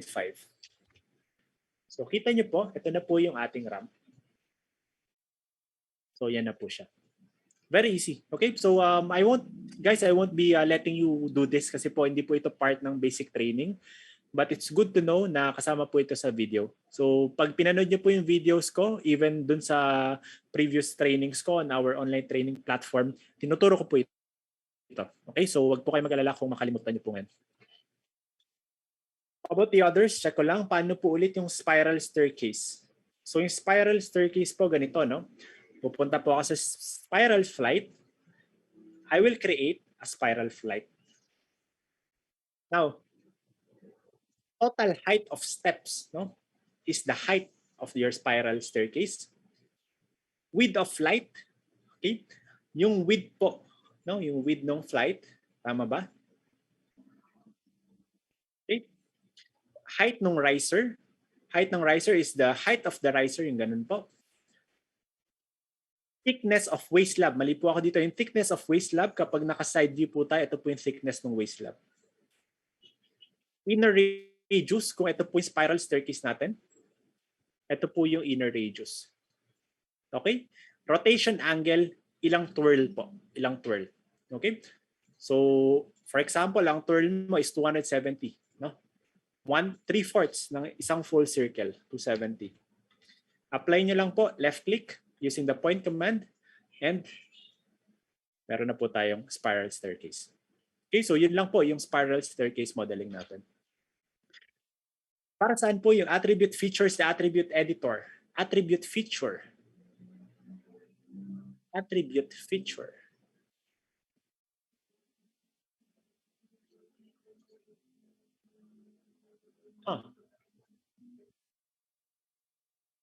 Saan niyo po nakita? I'm sorry. Add feature. Add feature. Ito po, no? Okay, this is a good question, no? If you want po, kapag nagpapangalan kayo, kunyari BIM, no? Gusto niyo makita yung dimension sa pangalan, check niyo lang po. Nagpapakita po yung dimension. Para pag naghanap kayo ng BIM, hindi na po kayo titingin, oy, ano yung dimension nito? Nasa pangalan na siya.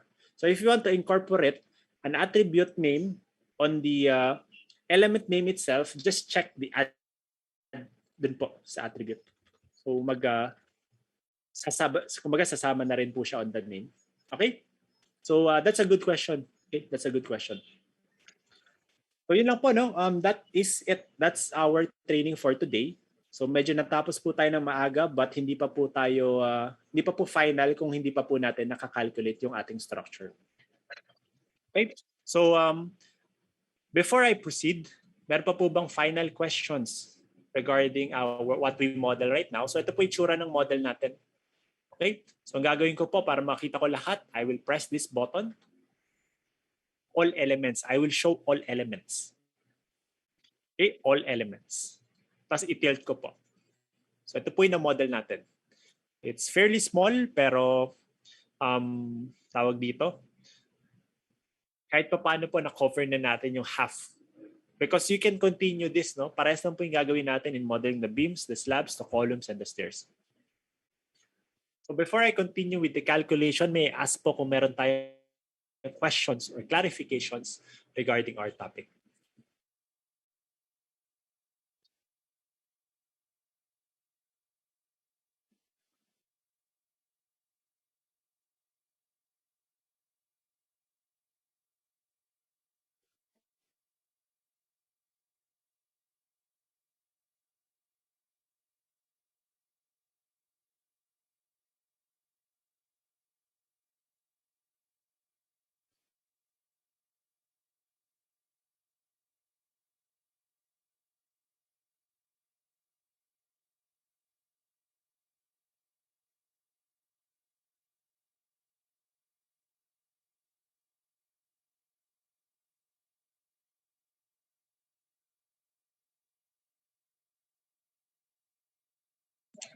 Okay, kung wala po tayong questions, I think it's time to calculate. Calculate na po natin yung values. Okay? Calculate na po natin yung values. How do we calculate? So, in calculating the values, I will go to quantity and then press calculate. So what this will do is, it will let us choose a certain floor, no? Set of floors. So ibig sabihin po, lahat ng nasa ground floor, i-calculate na po yan. I-refresh niya yung value. Kung meron po kayong bago or meron kayong lumang quantities na gusto nyong i-recalculate. Okay? So just press OK, and in a few seconds, the software will calculate for everything. May quantities na po yan. Okay? Now, in viewing the quantities, we have three methods. Tatlo po yung methods natin. Actually, it's more than three. Okay? It's more than three, pero siguro dun muna tayo sa basics, no? The first method is the view quantity. The view quantity. Ano po ba yung view quantity natin? Okay? Press view quantity. And then, just select an element, an entity in the model. Just select an entity in the model. Let's say this one, the beam.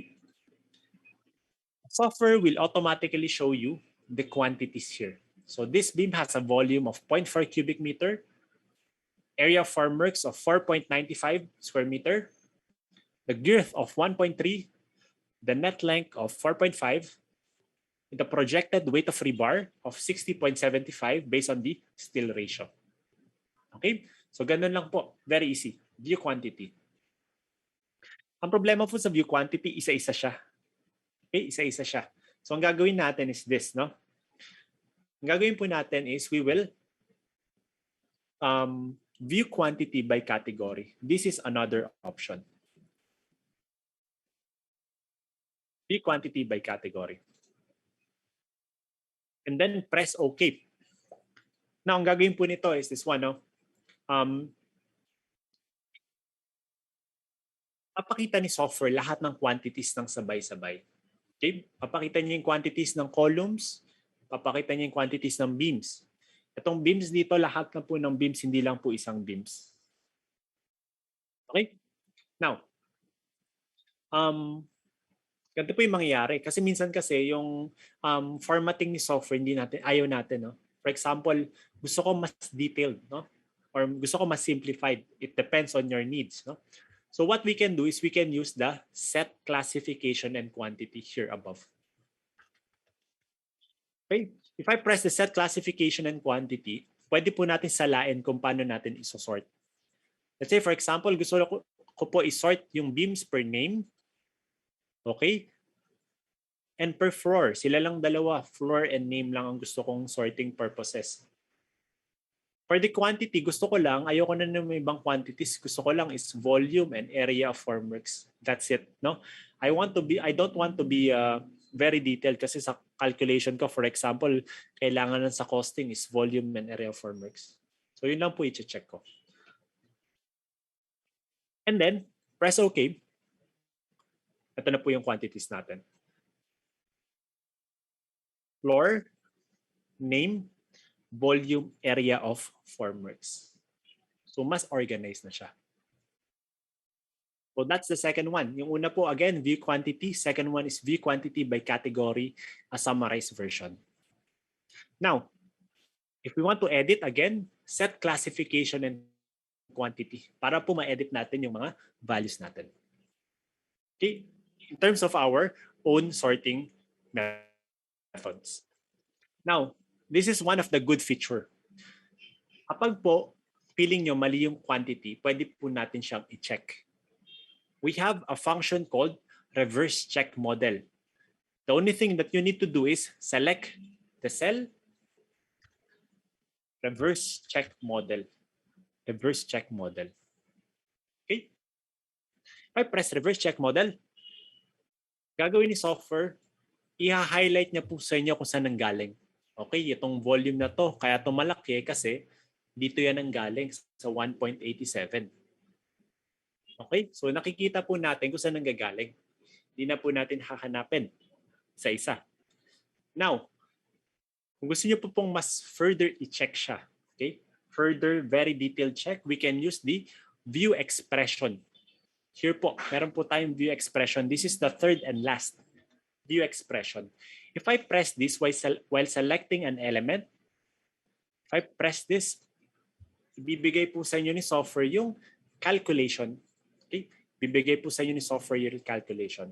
We have the volume, the area of formworks, the sides, the soffit, the girth, the net length, and the weight of rebar. Kompleto po yan, may formula. Okay, may formula siya. Even the deductions of overlapping, nandito po yan.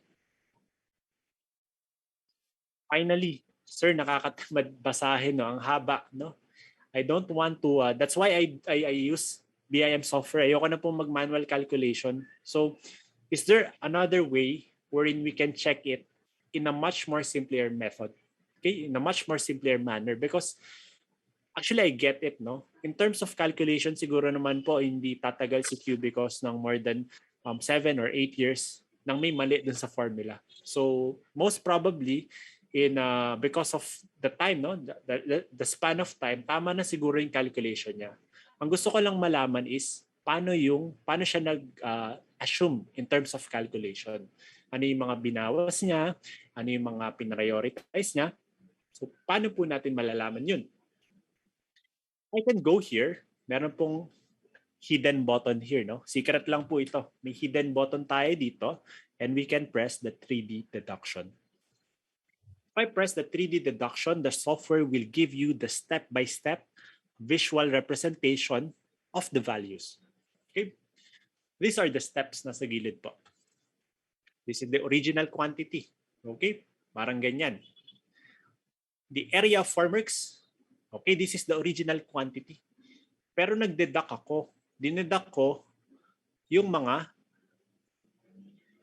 nag-overlap or yung mga nag-terminate na beam sa GH3. So, at the end, ganito na lang yung magiging itsura ng formworks ko. Okay? Sir, bakit yun sa volume walang deduction? Kasi si software, pinrioritize niya yung girder over the beams.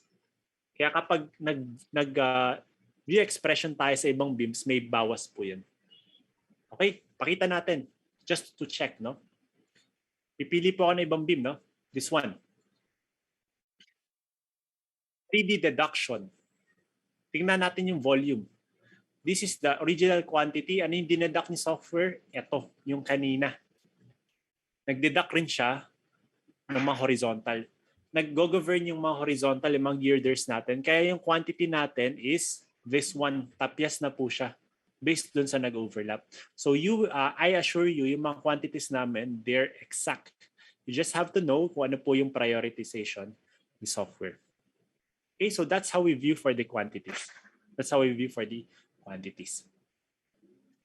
Now, I know that the discussion is a bit fast kasi po yung pag-view kasi ng quantities, mostly dinidiscuss ko siya on the second day. But I just wanted to show, no, preliminary kung ano po yung methods of viewing of quantities natin.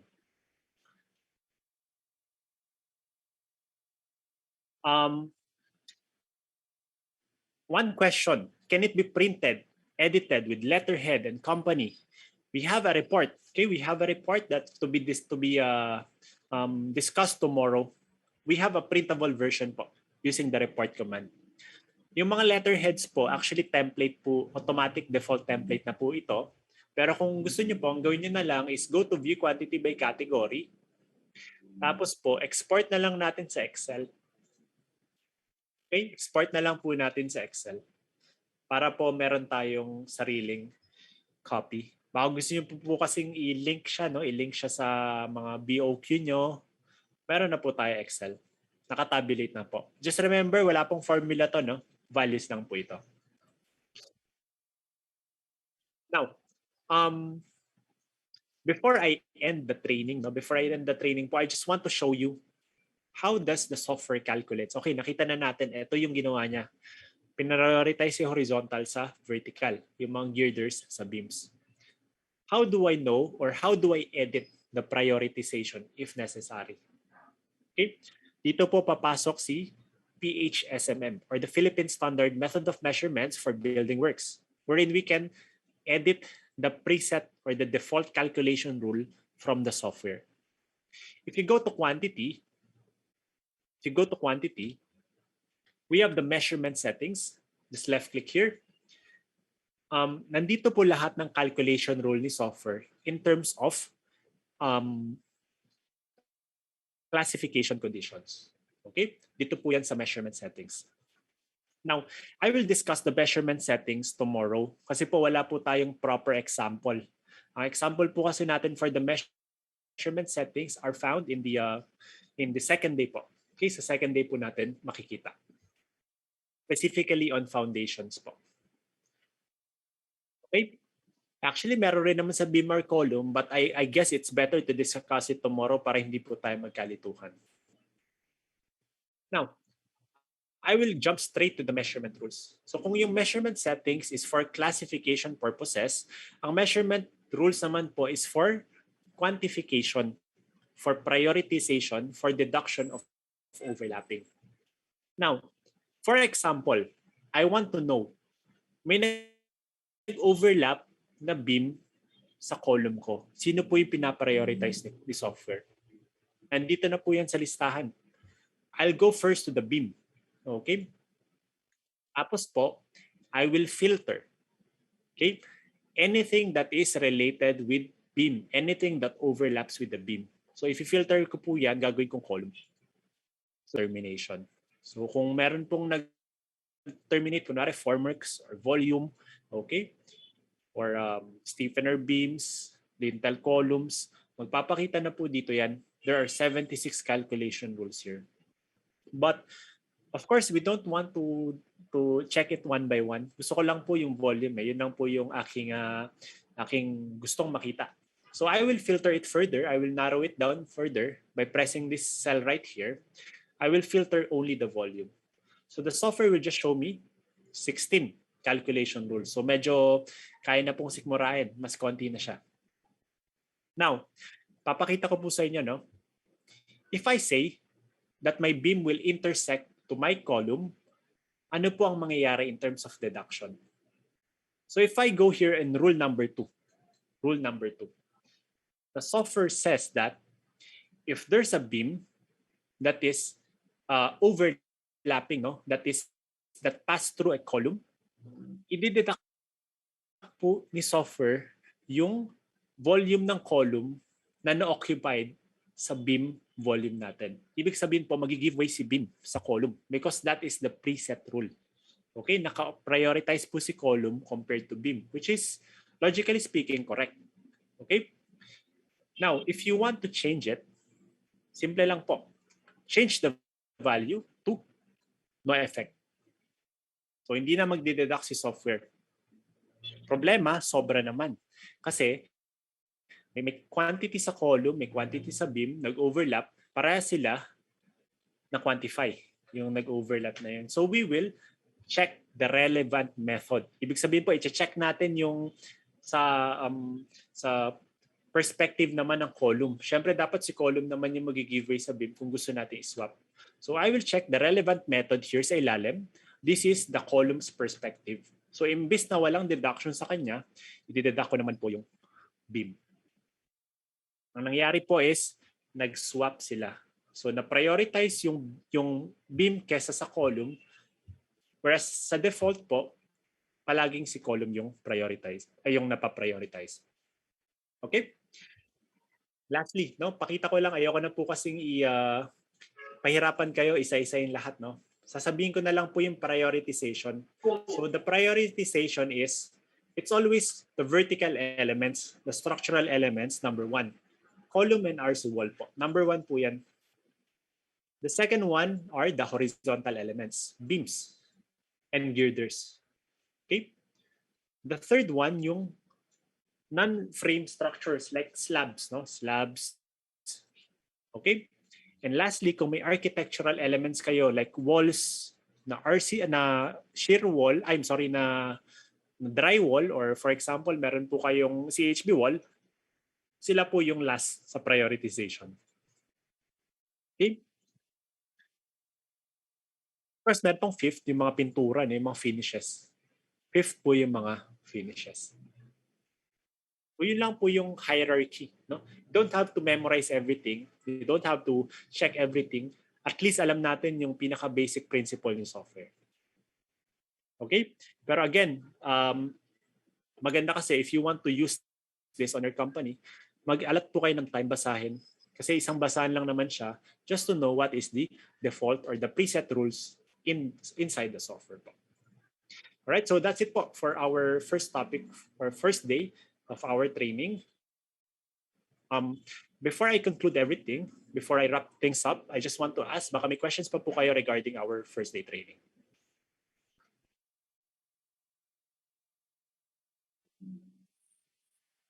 Yung sir, parang di po kasama yung slab sa pag-calculate.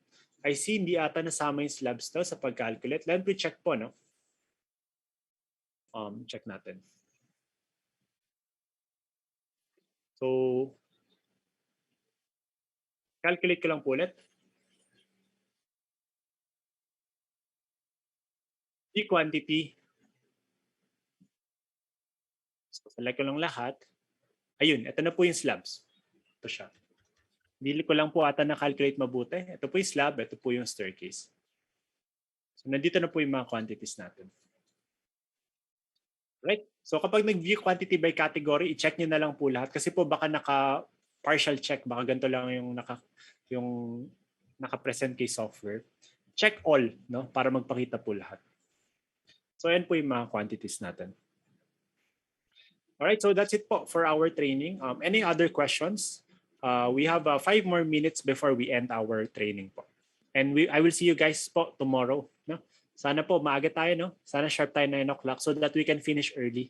Of course, ayoko rin mag-extend because of course it's Sunday.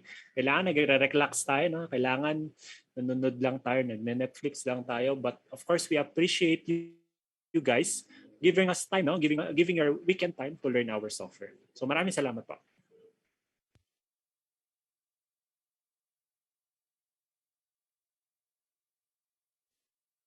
Kailangan po bang tapusin yung modeling ng second and roof deck for tomorrow's webinar? No need. No need po. Okay?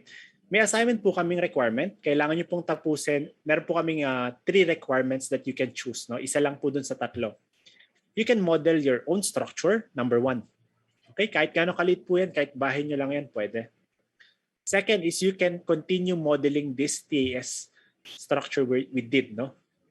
The third one is, meron po kami isang project. It's a bigger and a more challenging project. 5-story po yun. So if you want to challenge yourself, you may use that as well. So you just have to complete 1. And the passing of the assignment is, ang deadline po niyan matagal pa. We might set the deadline around the 15th of November. So 1 month, halos 1 month pa po pwedeng gawin. Okay? So you don't have to worry kailangan matapos or hindi. Okay, you can relax this Saturday night. Ko-continue na lang po natin tomorrow.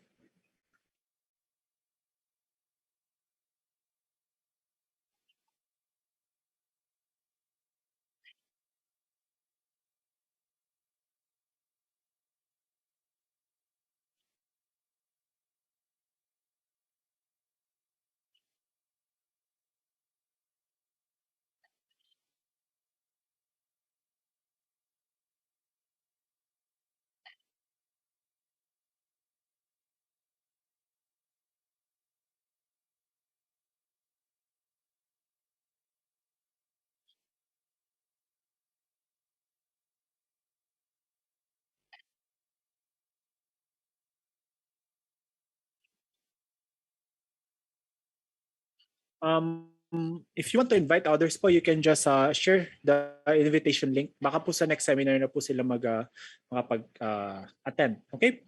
So guys, I think if there are no more questions, again, let me just give you a final remarks. No? So for today, we already modeled all the structural elements, the concrete, the beams, the slab, and the staircase. You already know how to do the drawing management. It's only a 5-step management procedure. You know how to edit the project settings, the first step, and then create the grid axis. By tomorrow, we will proceed at the architectural works po, followed by the substructure works and also po yung quiz natin. Okay, yung quiz po natin. So that's it po, no? I will share the model here. So i-save ko lang po para po meron kayong reference. Save. And then I will open, oops, sorry. One moment po, no? Hanapin ko lang.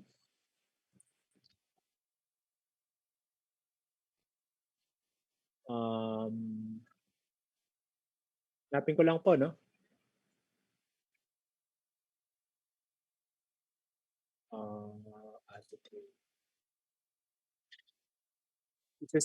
Ito po yung model natin, ay yung training master file natin. You can use this for tomorrow's training. Also, I will create a siguro gawa po ako ng Google Drive, no? Hanap tayong Google Drive, gawa tayo ng Google Drive. Let me just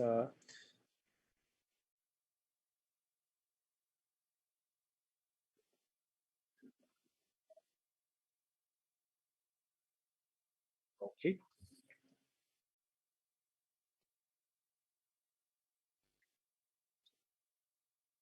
Sorry, mali pala.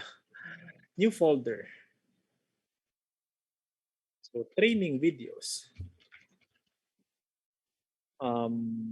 What's the date today? October 23, 2021.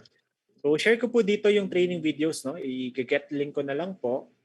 Tapos po, abangan nyo na lang, but again, no promises. Wala po kasi, baka po kasi matagal yung pag-process ng video. So this might take time. Baka nga po tomorrow ko pa ma-upload. So I suggest is this. What I suggest is this. Go to our online training platform.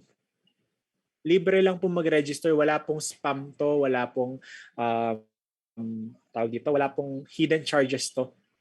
Just sign up. Sayang naman, no? Libre na po. If you want, you can even learn other softwares. All our other softwares. Just go to the Glodon Philippines. Meron na pong public training dito, no? Meron po kaming TAS since May, June, July, August, September, and meron pa akong TRB, the rebar detailing. Although, kumbaga, wala pa po tayong grant ng software ng TRB. So, if you want, you can just watch here. Pares lang rin naman po yung content, most of the basic things. So, much better siguro dito nyo na lang po i-access. Just sign in na lang po. Kasi po baka matagalan yung pag-process ng recording namin. Although, also, I will upload our recordings here in our website. Okay po ba yun? Any more questions? Baka may questions pa po tayo?